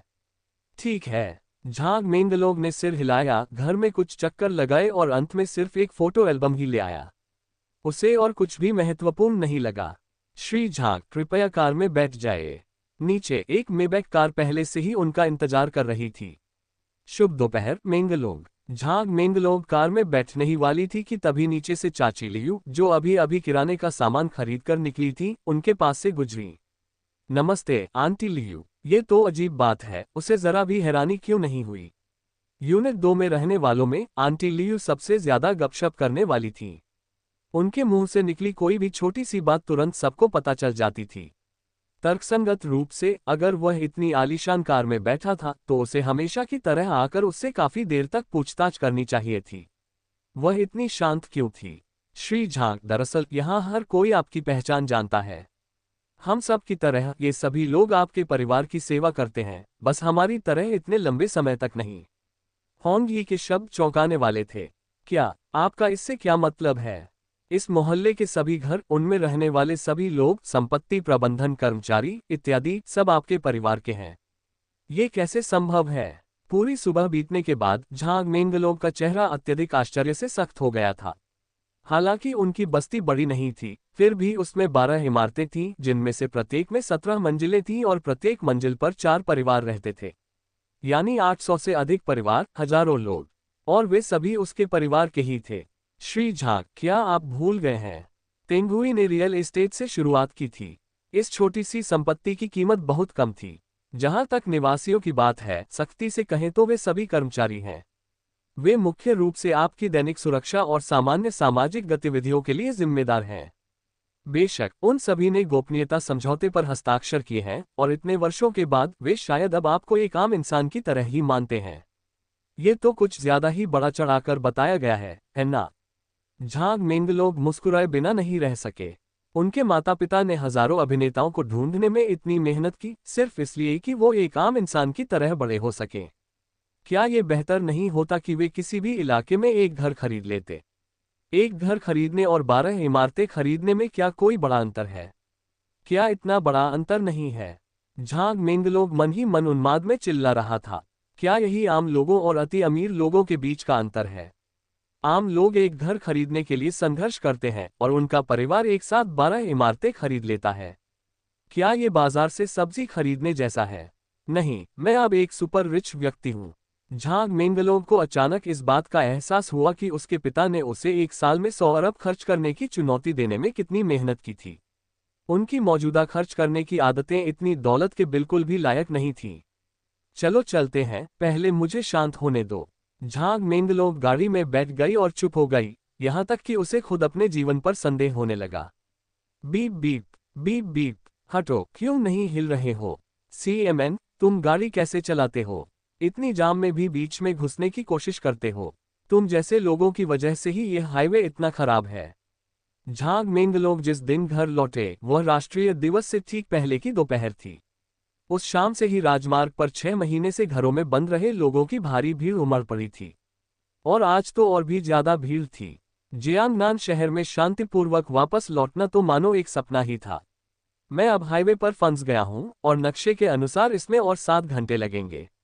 मैं तो गया काम से। हा, सौभाग्य से मुझे पहले से ही अंदाजा था। 7 दिन की छात्रावास यात्रा कितनी शानदार है ना? अरे बदमाश, 7 घंटे तो कुछ भी नहीं। मुझे यहाँ 23 घंटे तक फंसे रहने का अनुमान है। क्या मैंने कुछ कहा? कल रात से अब तक यातायात 10 किलोमीटर से भी कम चला है। अरे वाह, अब हाईवे पर भी टेकअवे डिलीवर किए जा सकते हैं। डिलीवरी राइडर्स तो अजेय हैं। झांग मेंगलोंग थोड़ी देर के लिए सो गया। जब उसने अपना फोन खोला तो हॉस्टल के 4 लोगों के ग्रुप चैट में पहले से ही 99 से अधिक शिकायतें थीं। उसने घड़ी पर एक नजर डाली, 4 घंटे से अधिक समय बीत चुका था। यदि गति सामान्य होती तो वह अब तक जियांगनान शहर पहुंच चुका होता। श्री झांग, आप जाग गए हैं। हम 2 घंटे से अधिक समय से राजमार्ग पर फंसे हुए हैं।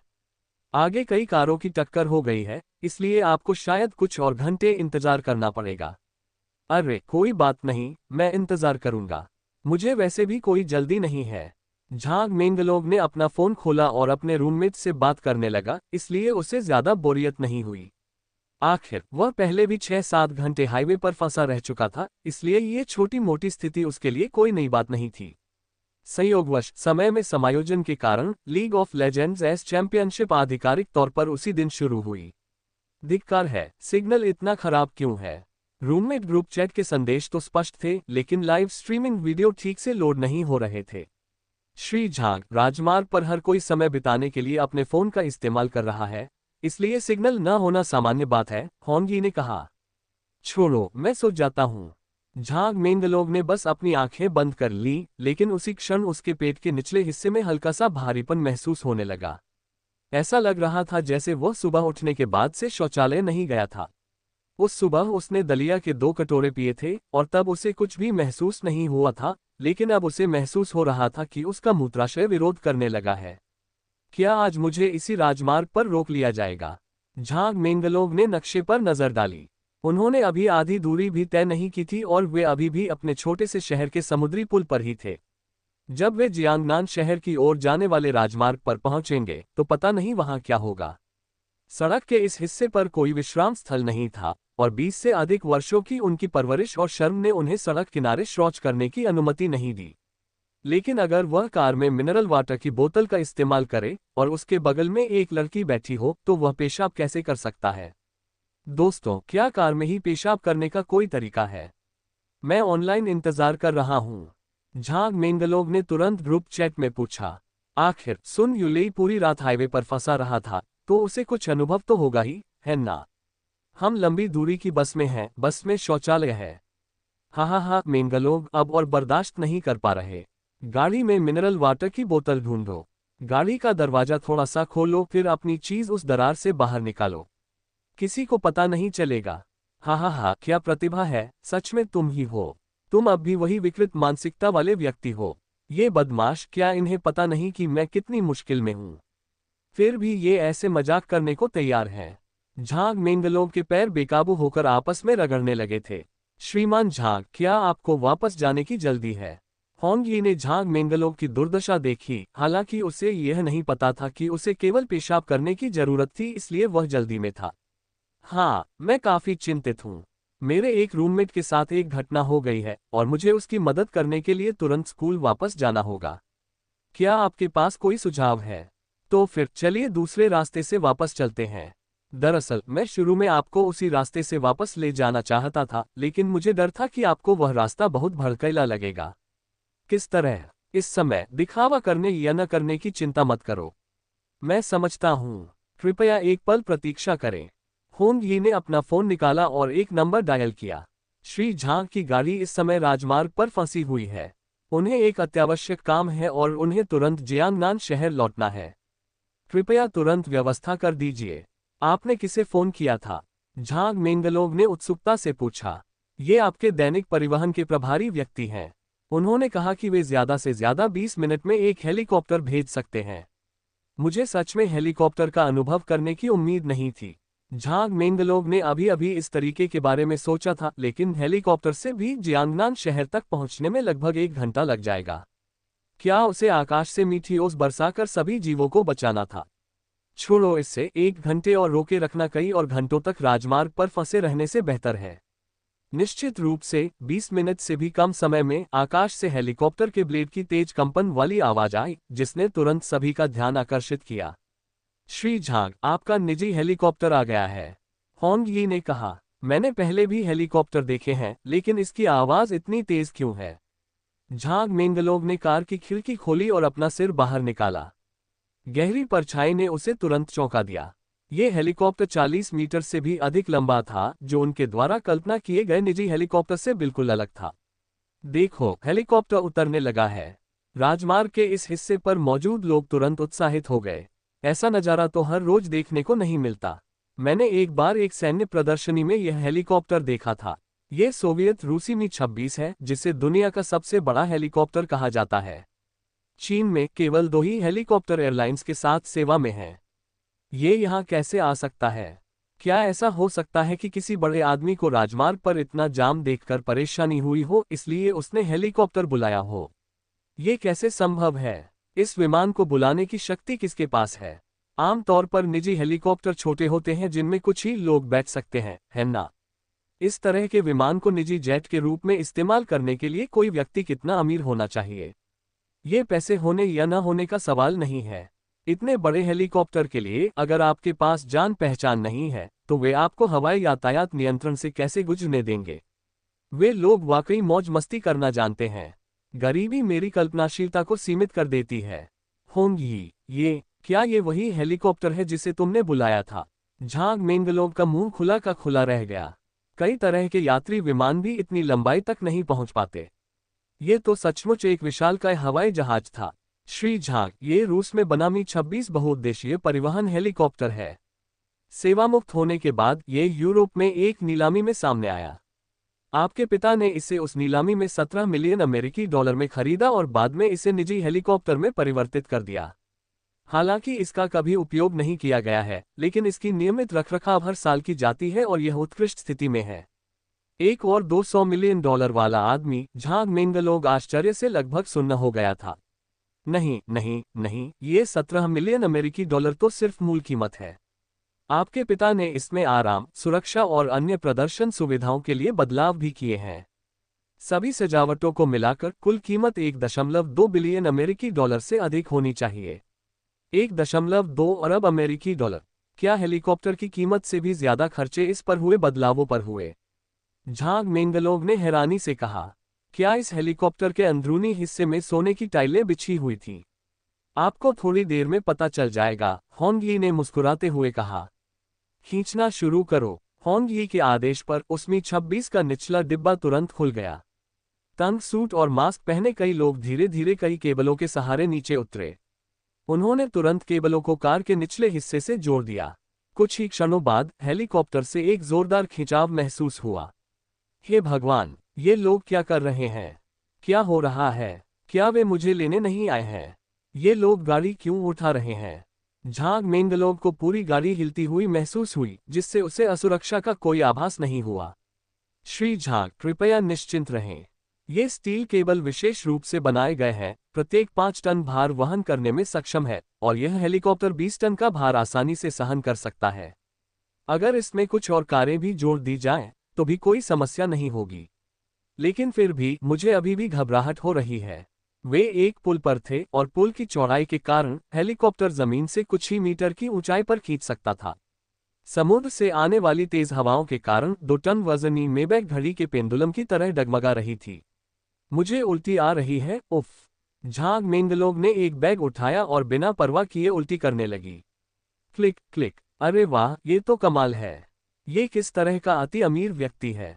ट्रैफिक में फंसे होने के बावजूद उन्होंने हेलीकॉप्टर से खुद को और अपनी कार को ले जाने की व्यवस्था कर ली। ध्यान से देखो, वह कार मेबैक है और इसका उत्पादन कई वर्षों से बंद है। मुझे याद है, उस समय उस कार की लॉन्च कीमत 5 मिलियन से अधिक थी, है ना? गाड़ी की बात छोड़ो, उस नंबर प्लेट की कीमत भी एक लग्जरी कार के बराबर होनी चाहिए, है ना? नहीं, मुझे जल्दी से एक तस्वीर खींचकर ऑनलाइन अपलोड करनी होगी। ये निश्चित रूप से वायरल हो जाएगी। नीचे खड़े लोग देखते रहे कि हेलीकॉप्टर मेबैक कार को अंदर ले गया और अंततः दूर क्षितिज में गायब हो गया। लेकिन यह वीडियो देखते ही देखते वायरस की तरह ऑनलाइन फैल गया। मुझे मत छुओ, पहले मुझे संभलने दो। झांग मेंगलोव कार से बाहर निकली। हेलीकॉप्टर काफी बड़ा था, इसलिए वह बहुत ही सुचारू रूप से उड़ रहा था, लेकिन झांग मेंगलोव अभी भी पहले हुए झूलने के झटके से उबर नहीं पाई थी। कुछ मिनट बाद वे एक छोटी सी एस्केलेटर से होते हुए हेलीकॉप्टर के केबिन में पहुंचे। जब झांग मेंगलोव केबिन में दाखिल हुए तो वे दंग रह गए। ये हेलीकॉप्टर का केबिन कहाँ था? ये तो बस एक आलीशान स्वीट था। केबिन का फर्श बेहतरीन टाइलों से ढका हुआ था, छत पर एक भव्य क्रिस्टल झूमर लगा था और बीच में 10 लोगों के लिए पर्याप्त जगह वाली एक छोटी लंबी मेज थी। मेज पर बर्तन और रोशनी की सारी व्यवस्था थी और उसके बगल में एक छोटा सा लाउंज एरिया भी था। थोड़ा पीछे एक अलग छोटा कमरा और एक शौचालय था। शौचालय को देखते ही झांग मेंगलोग इतना उत्साहित हो गया मानो उसने प्लेयरअननोन बैटलग्राउंड्स में कोई सुरक्षित क्षेत्र देख लिया हो। वह पागलों की तरह शौचालय में घुस गया और जमकर पेशाब करने लगा। वाह, ये तो बढ़िया है। एक झटके से सब कुछ बेहतर हो गया। जब झांग मेंगलोग बाहर आई तो खाने की मेज पहले से ही भोजन से भरी हुई थी। स्टेक, रेड वाइन, सलाद और पेस्ट्री, सब कुछ पूरा था। श्रीमान झांग, इसमें 26 हेलीकॉप्टर के कार्गो होल्ड को एक निजी क्षेत्र में परिवर्तित कर दिया गया है। हालांकि यह केवल कुछ दसियों वर्ग मीटर का है, लेकिन छोटा होने के बावजूद ये पूरी तरह से सुसज्जित है और आपकी अधिकांश बाहरी जरूरतों को पूरा करने में सक्षम है। इसमें एक मुख्य शेफ, 2 सहायक शेफ और 3 सेवाकर्मी भी दीर्घकालिक रूप से आपकी सेवा के लिए उपलब्ध हैं। ये स्टेक तो बढ़िया है, लेकिन काफी महंगा है ना? कई घंटों की मानसिक पीड़ा के बाद झांग मेंगलोग को भूख लग गई और उसने तुरंत खाने की मेज पर दावत शुरू कर दी। बेशक ये दुनिया का सबसे मशहूर कोबे बीफ है। ताजगी बनाए रखने के लिए आपके लिए हर दिन सबसे ताज़ा बीफ तैयार किया जाता है और हेलीकॉप्टर में स्टोर किया जाता है। क्या आपने यह नहीं कहा था कि इस हेलीकॉप्टर का इस्तेमाल लंबे समय से नहीं हुआ है? झांग मेंगलोग ने पूछा। हाँ, लेकिन जब हेलीकॉप्टर का इस्तेमाल नहीं हो रहा था तब भी उसके रेफ्रिजरेटर में रखी चीजें रोजाना अपडेट की जाती थीं, ताकि आपकी हर समय की व्यावहारिक जरूरतों को पूरा किया जा सके। क्या ये बहुत ज्यादा बर्बादी नहीं है? झांग मेंगलोग को थोड़ी सी शर्मिंदगी भी महसूस हुई। ये हेलीकॉप्टर इतने सालों से बेकार पड़ा था, कितने मानवीय और भौतिक संसाधन बर्बाद हुए। इस हेलीकॉप्टर के वार्षिक कर्मियों के रखरखाव की लागत केवल 5 मिलियन अमेरिकी डॉलर है, जो कि बहुत कम है। ज्यादा नहीं। झांग मेंगलोग को अचानक लगा कि उसके मुंह में मौजूद मांस उतना स्वादिष्ट नहीं है। अगर यह 4 साल तक बेकार पड़ा रहता तो ये 20 मिलियन अमेरिकी डॉलर होता। दुनिया के 99.9% लोग अपने जीवन काल में इतना पैसा कभी नहीं कमा पाते। ओह हाँ, क्या आपने यह नहीं कहा था कि इस हेलीकॉप्टर के मॉडिफिकेशन की कीमत 1.2 अरब अमेरिकी डॉलर है? मुझे समझ नहीं आ रहा कि इसकी कीमत 1.2 अरब अमेरिकी डॉलर कैसे हो सकती है, झांग मेंगलोग ने अचानक पूछा। श्री झांग, आप दीवार पर लगी पेंटिंग्स को देखना चाहेंगे? क्या कुछ अलग है? झांग मेंगलोग ने अपना चाकू और कांटा नीचे रखा और अपने पीछे रखी एक पेंटिंग की ओर चले गए। यह एक तेल चित्र था जिसमें एक युवती बगीचे में काम कर रही थी और निचले दाहिने कोने में एक हस्ताक्षर था। Picasso, Picasso, Picasso. क्या ये पिकासो की पेंटिंग है? कला की पढ़ाई न करने के बावजूद झांग मेंगलोग इन प्रसिद्ध चित्रकारों से स्वाभाविक रूप से परिचित थे। पिकासो, दा विंची और वान गॉग जैसे उस्तादों के बराबर थे। क्या यह असली है? झांग मेंगलोग पिकासो की पेंटिंग्स के बारे में ज्यादा नहीं जानता था, लेकिन अगर यह असली होती तो इसकी कीमत करोड़ों अमेरिकी डॉलर होना आम बात होती। बिल्कुल असली है। श्री झांग के नाम से मौजूद सभी संग्रहों में कोई नकली हो ही नहीं सकता, होंगी ने कहा। अगर बिल्कुल वैसी ही पेंटिंग किसी संग्रहालय या नीलामी में दिखाई देती है तो नकली सिर्फ उन्हीं की होगी। तो इस पेंटिंग की कीमत कितनी है? झांग मेंगलोग ने सावधानी से पूछा। इस पेंटिंग का नाम फूलों वाली लड़की है और यह श्री पिकासो की एक ऐसी पेंटिंग है जो कभी बाजार में नहीं आई क्योंकि श्री पिकासो ने इसे आपके पूर्वज को दे दिया था। क्या पिकासो ने इसे मेरे पूर्वज को स्वयं उपहार में दिया था? ये खबर वाकई चौंकाने वाली थी। आप इस पेंटिंग के पीछे का हिस्सा देख सकते हैं, होंग यी ने कहा। झांग मेंगलोग ने पेंटिंग को उतार दिया। वाकई पेंटिंग के पीछे छोटे अक्षरों में कुछ लिखा हुआ था, लेकिन वह स्पेनिश भाषा में था। हे, वैसे मुझे स्पेनिश समझ नहीं आती। क्या आप इसका अनुवाद कर सकते हैं? झांग मेंगलोग ने अजीब तरह से कहा। यह पेंटिंग श्री झांग जून को पूर्व से भेंट की गई है, जो रॉयल पार्क में उनके साथ फूलों की प्रशंसा करते हुए बिताई गई एक शानदार दोपहर की याद में है, पाब्लो पिकासो। होंग यी ने आगे कहा, यह पेंटिंग हमेशा एक सूटकेस में छिपी रहती थी और बाद में एक आयोजन के दौरान आपके पिता ने इसे ढूंढकर यहाँ टांग दिया। इस कृति के आकार, निर्माण काल और कलात्मक तकनीक को देखते हुए इसकी वर्तमान बाजार कीमत 20 करोड़ अमेरिकी डॉलर से अधिक होनी चाहिए। हे भगवान, मेरे पूर्वज तो वाकई अद्भुत थे। ऐसा लगता है कि श्री झांग, आप अभी तक अपने परिवार के इतिहास से अच्छी तरह परिचित नहीं हैं। परिवार का इतिहास क्या? मुझे तो कुछ पता ही नहीं। झांग मेंगलोग मन ही मन बड़बड़ाया, मुझे तो ये भी नहीं पता था कि मेरा परिवार इतना अमीर है। मैं अपने परिवार के इतिहास के बारे में कैसे जान सकता हूँ? मुझे तो ये भी नहीं पता था कि मेरे माता पिता उड़ सकते हैं। तुम्हें कितना पता है? मुझे इसके बारे में बताओ। झांग मेंगलोग ने मार्गदर्शन के लिए पूछा। सच कहूं तो मुझे भी ज्यादा जानकारी नहीं है। आखिरकार जब हमारा होंग परिवार श्री झांग के परिवार के अधीन आया, तब तक झांग परिवार एक विशाल साम्राज्य बन चुका था, होंगी ने कहा।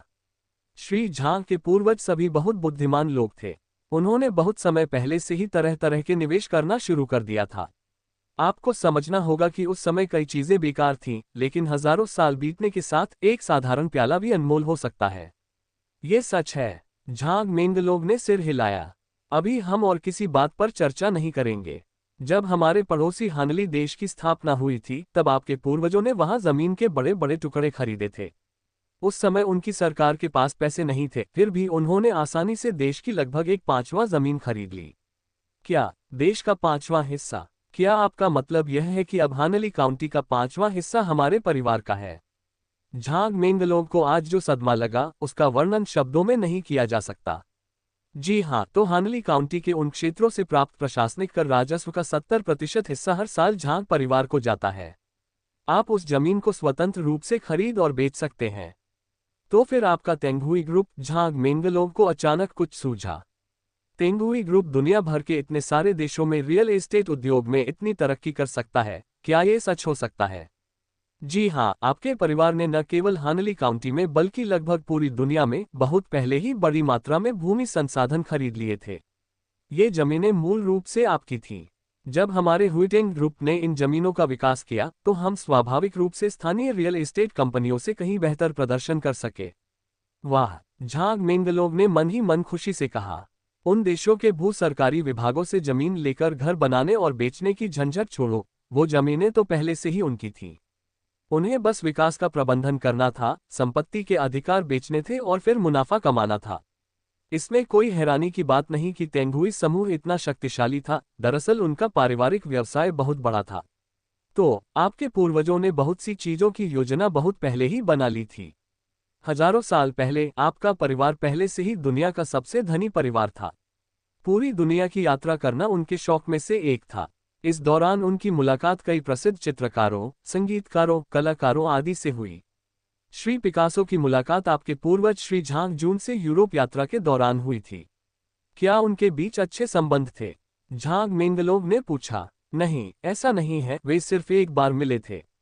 तो फिर पिकासो ने मेरे पूर्वज को पेंटिंग क्यों दी? ऐसा इसलिए था क्योंकि श्री झांग जून को श्री पिकासो बहुत प्रतिभाशाली लगे, इसलिए उन्होंने उनकी रचना के लिए उन्हें एक निश्चित राशि का प्रायोजन दिया। उस दौर में वह पैसा उनके लिए जीवन भर शान शौकत से रहने के लिए पर्याप्त था, इसलिए श्री पिकासो ने अपना पूरा ध्यान चित्रकला पर केंद्रित कर दिया। पैसा ही दुनिया को चलाता है, ये सच है। जब श्री पिकासो जीवित थे तो वे अक्सर किसी से अपनी बनाई हुई कृतियों में से एक भिजवाते थे। लेकिन बाद में जब पेंटिंग्स का ढेर लग गया तो श्री झांग जून को यह असुविधाजनक लगने लगा और उन्होंने उनका इस्तेमाल खाने के लिए चटाई के रूप में और कचरा इकट्ठा करने के लिए किया। ये बात बताते हुए होंग यी को भी थोड़ी हिचकिचाहट हुई। धिक्कार है, करोड़ों डॉलर की पेंटिंग को चटाई की तरह इस्तेमाल किया जा रहा है। मैं हार मानता हूँ। झांग मेंगलोग ने स्वीकार किया कि गरीबी ने वास्तव में उसकी कल्पना शक्ति को सीमित कर दिया था। वह ऐसे घिनौने कृत्यों की कल्पना भी नहीं कर सकता था। आप थोड़ी देर आराम कीजिए, मैं थोड़ा घूम लेता हूँ। दर्जनों वर्ग मीटर का ये हॉल किसी छोटी कला प्रदर्शनी जैसा था। यहाँ तक कि सबसे सस्ती चीज भी करोड़ों डॉलर की थी। अब उसे समझ आया कि उसके पिता ने इस विमान को खरीदने में सिर्फ 120 लाख डॉलर क्यों खर्च किए, लेकिन संशोधन के बाद इसकी कीमत 12 लाख डॉलर तक पहुंच गई। श्रीमान झांग, हम पहुंच गए।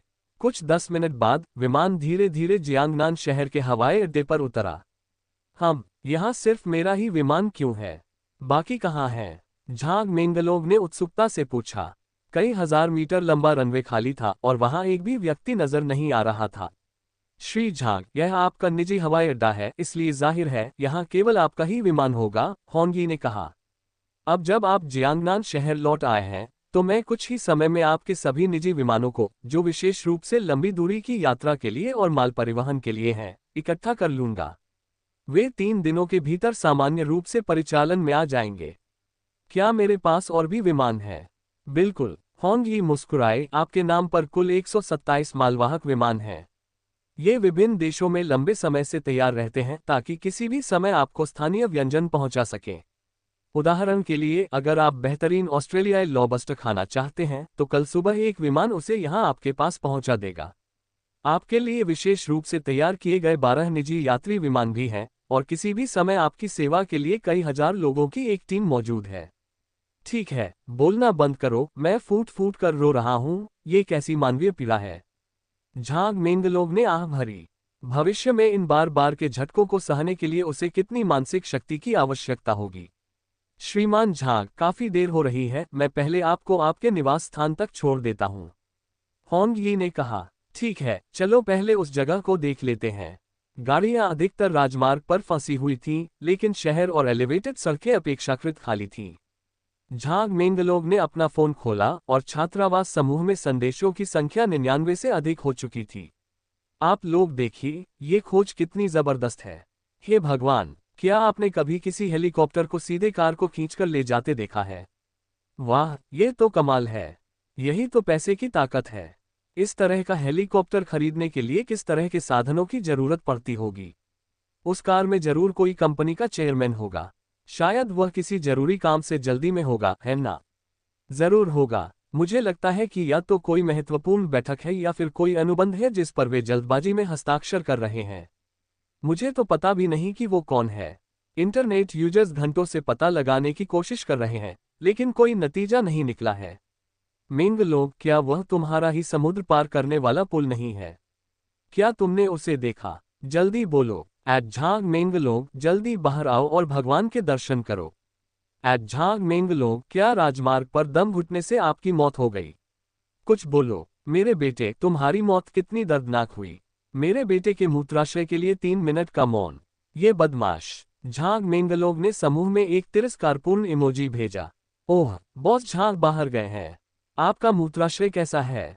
क्या आपको उम्मीद नहीं थी कि पारिवारिक संपत्ति विरासत में मिलना इतना जटिल होगा? हाँ हाँ हाँ। शायद आपको यकीन न हो, लेकिन मुझे सचमुच परिवार की अरबों की संपत्ति विरासत में मिली है। वो मेबैक कार और वो हेलीकॉप्टर दोनों मेरे ही हैं। झांग मेंगलोव ने भीड़ के बीच सीधे सीधे कहा, ये जानते हुए भी कि कोई उन पर विश्वास नहीं करेगा। हाँ हाँ हाँ, तुम किस मुद्रा में सपने देख रहे थे? मैं भी इसे आजमाना चाहता हूँ। जल्दी वापस आओ, हम तुम्हारे साथ खेल खेलने का इंतजार कर रहे हैं। सब तैयार हैं। मुझे 1 घंटा दीजिए। झांग मेंगलोव ने जल्दी से ग्रुप चैट से बाहर निकल गई। कार शहर के एक रिहायशी इलाके में प्रवेश कर चुकी थी और शोरगुल वाला वातावरण अचानक शांत हो गया। मुझे उम्मीद नहीं थी कि शहर में इतना शानदार रिहायशी इलाका होगा। झांग मेंगलोव ने इलाके को देखने के लिए अपना जीपीएस खोला। हैरानी की बात यह थी कि नक्शे पर इलाका तो दिख रहा था, लेकिन उसका कोई नाम नहीं था। श्री झांग, हम पहुंच गए हैं। जियांगनान शहर में यह आपकी सबसे बड़ी संपत्ति है। होंग यी ने कहा। सबसे बड़ा? बस यहीं। झांग मेंगलोव ने रिहायशी इलाके की इमारतों को देखा। हर यूनिट का आकार 1 या 200 वर्ग मीटर ही लग रहा था।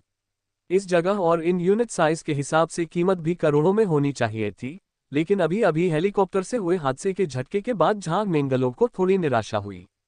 कौन सी इमारत? झांग मेंगलोव ने पूछा। इस रिहायशी इलाके में 8 इमारतें थीं, जिनमें बीच वाली सबसे ऊंची थी और बाकी इमारतें चांद के चारों ओर तारों की तरह घिरी हुई थीं। ऐसी वास्तुकला बहुत कम देखने को मिलती थी। कौन सी इमारत? आपका क्या मतलब है? होंग यी ने हैरानी से पूछा। मेरा मतलब है, मेरा घर किस इमारत में और किस मंजिल पर है? झांग मेंगलोव ने दोहराया। होंग यी मुस्कुराई और बोली, श्री झांग, लगता है आप मेरी बात समझ नहीं पा रहे हैं।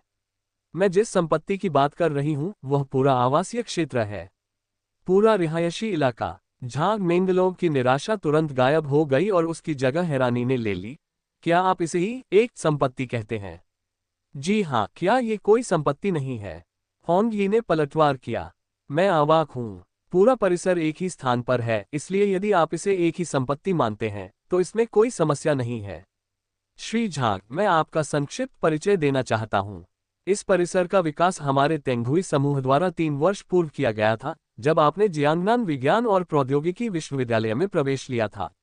आपके पिता लंबे समय से जियांगनान शहर में आपके बसने के बारे में सोच रहे थे। झांग शिक्सियन के पास वाकई दूरदर्शिता है। झांग मेंगलोग ने मन ही मन बुदबुदाया। इस परिसर में कुल 8 इमारतें हैं। बीच वाली इमारत में 29 मंजिलें हैं और किनारों पर स्थित 7 इमारतों में से प्रत्येक में 17 मंजिलें हैं। सभी इमारतों में 2 लिफ्ट और प्रति मंजिल 4 यूनिट हैं, जिनका क्षेत्रफल 95 से 121 वर्ग मीटर तक है। इस क्षेत्र में संपत्ति की कीमतों के अनुसार प्रति वर्ग मीटर की कीमत 90,000 से 110,000 के बीच होनी चाहिए। हे भगवान, 7 को 17 से गुणा करो, फिर उसमें 29 जोड़ो और फिर उसे 4 से गुणा करो।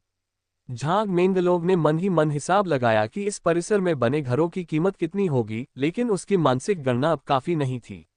अब उसके मन में ये सवाल उठ रहा था, ये कितनी बड़ी रकम है। इसे कमाने के लिए सामान्य काम करते हुए कितने जन्म लग जाएंगे। इस बीच वाली इमारत में सबसे अच्छी रोशनी और सबसे संपूर्ण सुविधाएं हैं। इसे खास तौर पर आपके लिए तैयार किया गया है।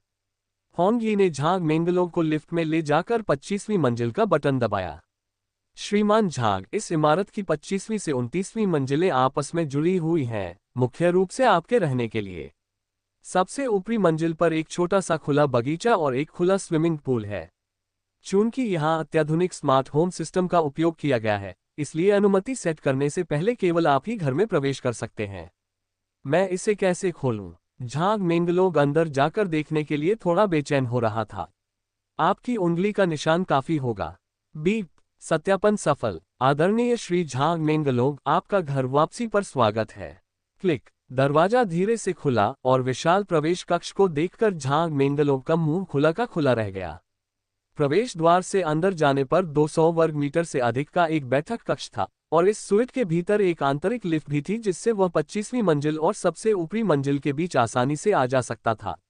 श्रीमान झांग, इन 5 मंजिलों का वास्तविक क्षेत्रफल 500 वर्ग मीटर से अधिक है। बेशक, यदि आपको आवश्यकता हो तो मैं आपके लिए नीचे की मंजिलों को जोड़ने के लिए लोगों की व्यवस्था भी कर सकता हूं, होंग यी ने आदरपूर्वक कहा। नहीं, कोई जरूरत नहीं, ये पहले से ही काफी बड़ा है। अगर मैं अकेले एक ही मंजिल पर रहूं तो भी यह कुछ ज्यादा ही बड़ा होगा। झांग मेंगलोग ने पूछा, बाकी 7 इमारतों और नीचे की मंजिलों का क्या? निचली मंजिलें मुख्य रूप से sports room, gym, server room, guest room, library आदि के लिए हैं। यह इमारत मुख्य रूप से आपके इस्तेमाल के लिए या आपके दोस्तों के आने पर ही काम आएगी, होंग यी ने समझाया। आसपास की 17 इमारतों की बात करें, अगर आप यहां रहने का फैसला करते हैं तो आपके ड्राइवर, पायलट, शेफ, सुरक्षा गार्ड, हाउसकीपर और अन्य कर्मचारी जो आपकी सेवा करते हैं, सभी यहीं रहेंगे और आपकी सेवा में तत्पर रहेंगे। इसके मुकाबले तो टॉमसन रिवेरा बिल्कुल बेकार है। झांग मेंगलोग की धारणा में मिंगजू शहर में टॉमसन रिवेरा पहले से ही विलासितापूर्ण घरों का शिखर था, लेकिन उनके घर की तुलना में यह उससे एक स्तर नीचे ही था।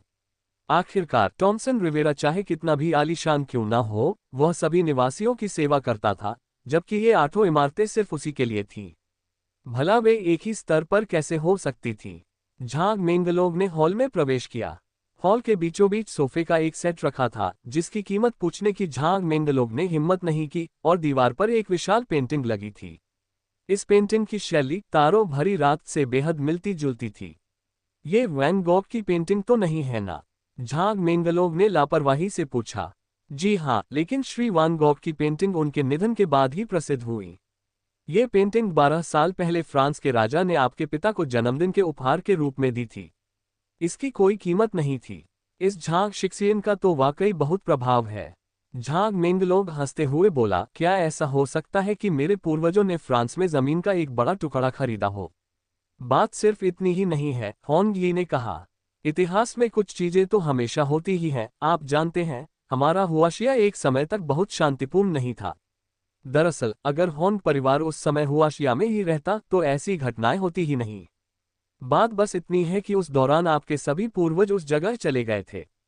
क्या ये वही सुपर गॉड एकेडमी है? झांग मेंगलोग को अचानक उस जगह में बहुत दिलचस्पी हो गई। आखिर ये कैसी जगह थी जहां उसके माता पिता और पूर्वज आते थे? लेकिन आपके परिवार के लोग बहुत गुस्सैल हैं और वे हमेशा शिकायतों का बदला लेने की फिराक में रहते हैं। आपके दादाजी ने लौटने के बाद सबसे पहले उन देशों को ऊर्जा आपूर्ति बंद कर दी, क्योंकि उनके अधिकांश पेट्रोकेमिकल संसाधन अफ्रीका से आयात पर निर्भर हैं। हालांकि वे तेल क्षेत्र और कुएं दिखावटी तौर पर सऊदी अरब जैसे देशों के स्वामित्व में हैं, लेकिन वास्तविक स्वामित्व आपके परिवार के हाथों में है। हे भगवान, कितना निर्दयी! झांग मेंगलोव ने कभी सोचा भी नहीं था कि उसके परिवार के पास न केवल धन और जमीन है, बल्कि खदानें भी हैं, और वो भी तेल की खदानें। तब क्या वे क्या कर सकते थे? उनके अपने देश का तेल उत्पादन उनकी आपूर्ति के 10वें हिस्से से भी कम था। कुछ हठी लोगों को छोड़कर वे केवल आज्ञाकारी रूप से लूटे गए खजाने को लौटा सकते थे और फिर कई असमान संधियों पर हस्ताक्षर कर सकते थे। ऊपरी तौर पर उनके होंग परिवार के साथ बहुत दोस्ताना संबंध है, लेकिन असल में वे आपसे भयभीत हैं। होंग यी ने आगे कहा, एशिया के मामलों का मुख्य संचालन हमारे होंग परिवार द्वारा किया जाता है। अन्य कई महाद्वीपों में भी इसी प्रकार के परिवार हैं। ये परिवार भी लंबे समय से होंग परिवार का अनुसरण करते आ रहे हैं। इनमें से कोई भी महज एक शब्द से किसी भी देश को आसानी से पलट सकता है।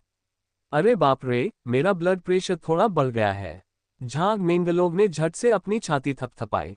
होंग यी के वर्णन के अनुसार क्या उसका परिवार पृथ्वी का मेयर नहीं था? ये पियानो इतना पुराना क्यों है? कई आलीशान घरों की तरह हॉल के कोने में एक पियानो रखा था, लेकिन इसके कई हिस्से पहले से ही खराब हो रहे थे। ये सिर्फ सजावट की चीज तो नहीं है ना? श्रीमान झांग, इस पियानो का नाम ब्रॉडरवुड है। ये श्री बीथोवेन का उनके जीवन के अंतिम वर्षों में पियानो था। श्री बीथोवेन के निधन के बाद यह मास्टर लिसिट के हाथों में चला गया और अंततः हंगरी के राष्ट्रीय संग्रहालय में पहुंच गया। बाद में आपके दादाजी ने इसे खरीद लिया था। मूल रूप से उनका इरादा श्री झांग शियाओयुन को पियानो अभ्यास के लिए इसका उपयोग करने देना था, लेकिन उन्हें संगीत पसंद नहीं था, इसलिए यह बेकार पड़ा रहा। इस जगह के बनने के बाद इसे यहां स्थानांतरित कर दिया गया।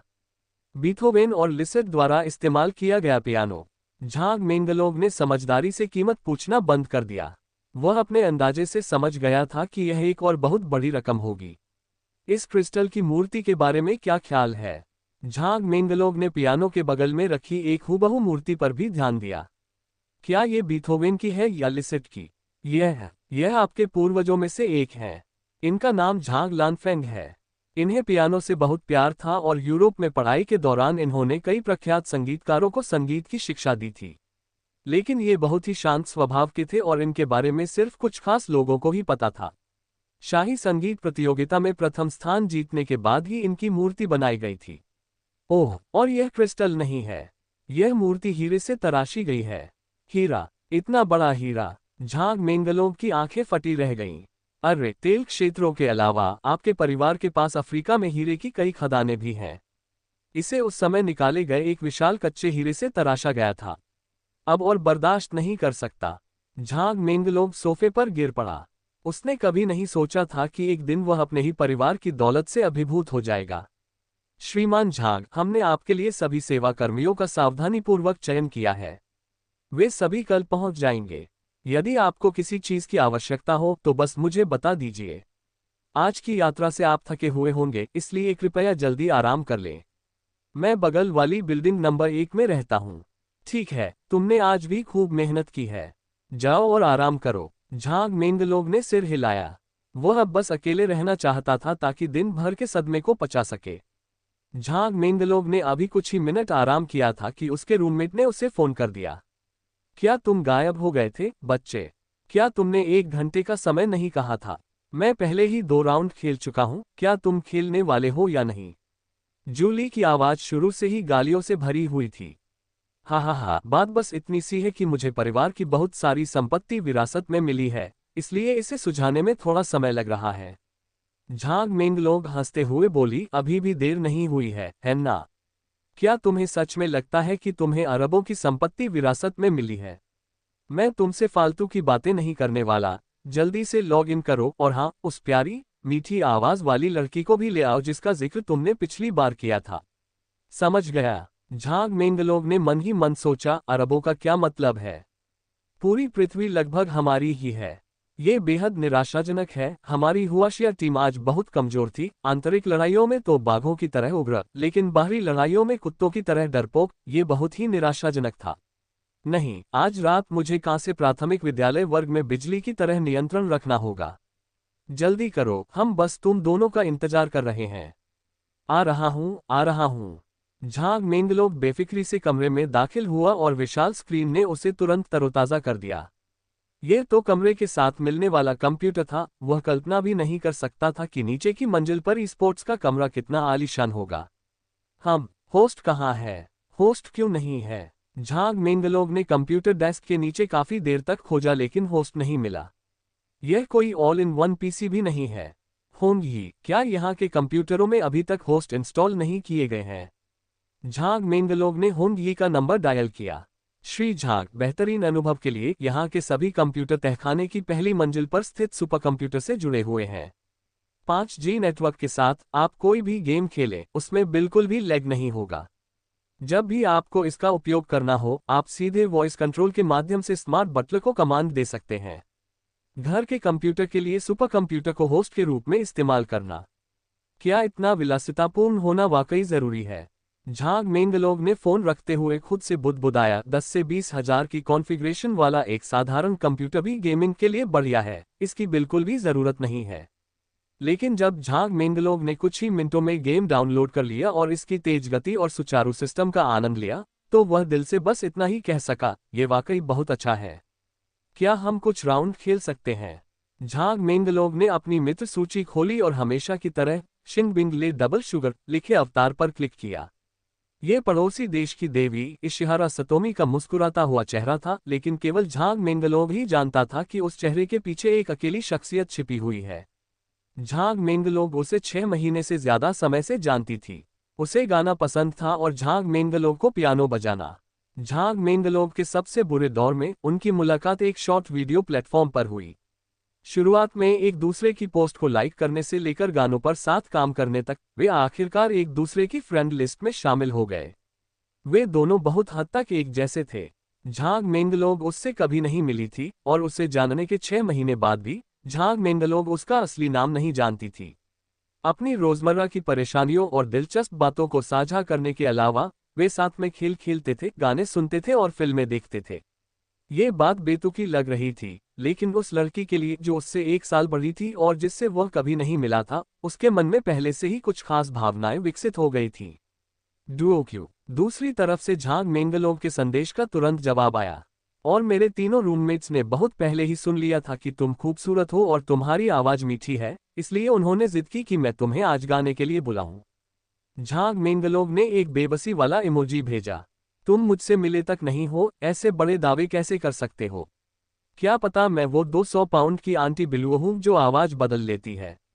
क्या तुम्हारे रूममेट्स के सपने चकनाचूर नहीं हो जाएंगे? ये तो पुरुष की छठी इंद्री है। अगर मेरा अनुमान गलत निकला तो मैं सिर के बल खड़े होकर अपने बाल धो लूंगा।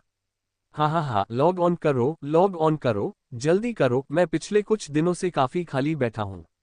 मैं थोड़ी देर में आपको अंदर बुलाऊंगा। वह युवती कहाँ है? वह युवती कहाँ है? जैसे ही वह अपने रूममेट्स के साथ वॉइस चैट से जुड़ा, वे उत्सुकता से चिल्लाने लगे। झांग मेंगलोक, क्या चल रहा है?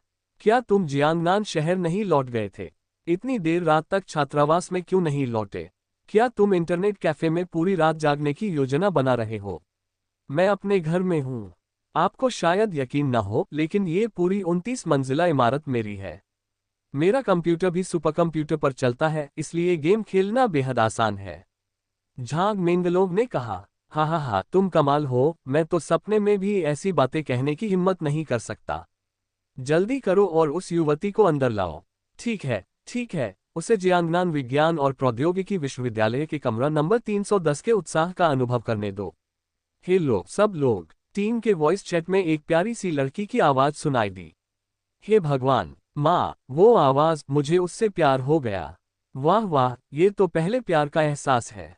झांग मेंगलोक, अब मुझे समझ आया कि तुम हर रात हेडफोन लगाकर उससे बात क्यों करते हो। उसकी आवाज तो सचमुच अनमोल है। झांग मेंगलोक के कमरे में रहने वाले लोग भूतों की तरह चीखने लगे।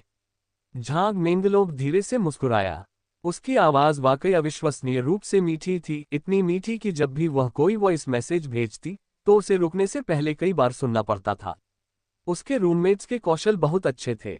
झांग मेंगलोक के साथ अक्सर डुओ क्यूइंग करने के कारण जिंग बिंग ले डबल शुगर के कौशल आम लड़कियों की तुलना में कहीं अधिक मजबूत थे।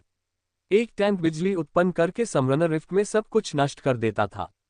खैर, अभी भी छुट्टियां थीं और अगले दिन उनकी कक्षाएं नहीं थीं, इसलिए वे 12 बजे के बाद तक खेलते रहे और अनिच्छा से खेल समाप्त किया। समाज में कदम रखने वाले उनके लिए ऐसे खुशी के दिन अब कम होते जा रहे थे। आज मुझे बहुत मजा आया, मुझे नींद आ रही है, मैं अब सोने जा रहा हूँ। साथ में, मुझे भी नींद आ रही है, झांग मेंगलोव ने शरारती मुस्कान के साथ कहा। शुभ रात्रि, शुभ रात्रि। झांग मेंगलोव ने अपना फोन एक तरफ रख दिया और उस बड़े से बिस्तर पर लेट गया, जिस पर वह लगभग 10 बार करवटें बदल सकता था। कल रात से सब कुछ सपने जैसा लग रहा था। ओह हाँ, वही सुपर गॉड अकेडमी की खानदानी चीज जिसके बारे में मेरे माता पिता ने बताया था।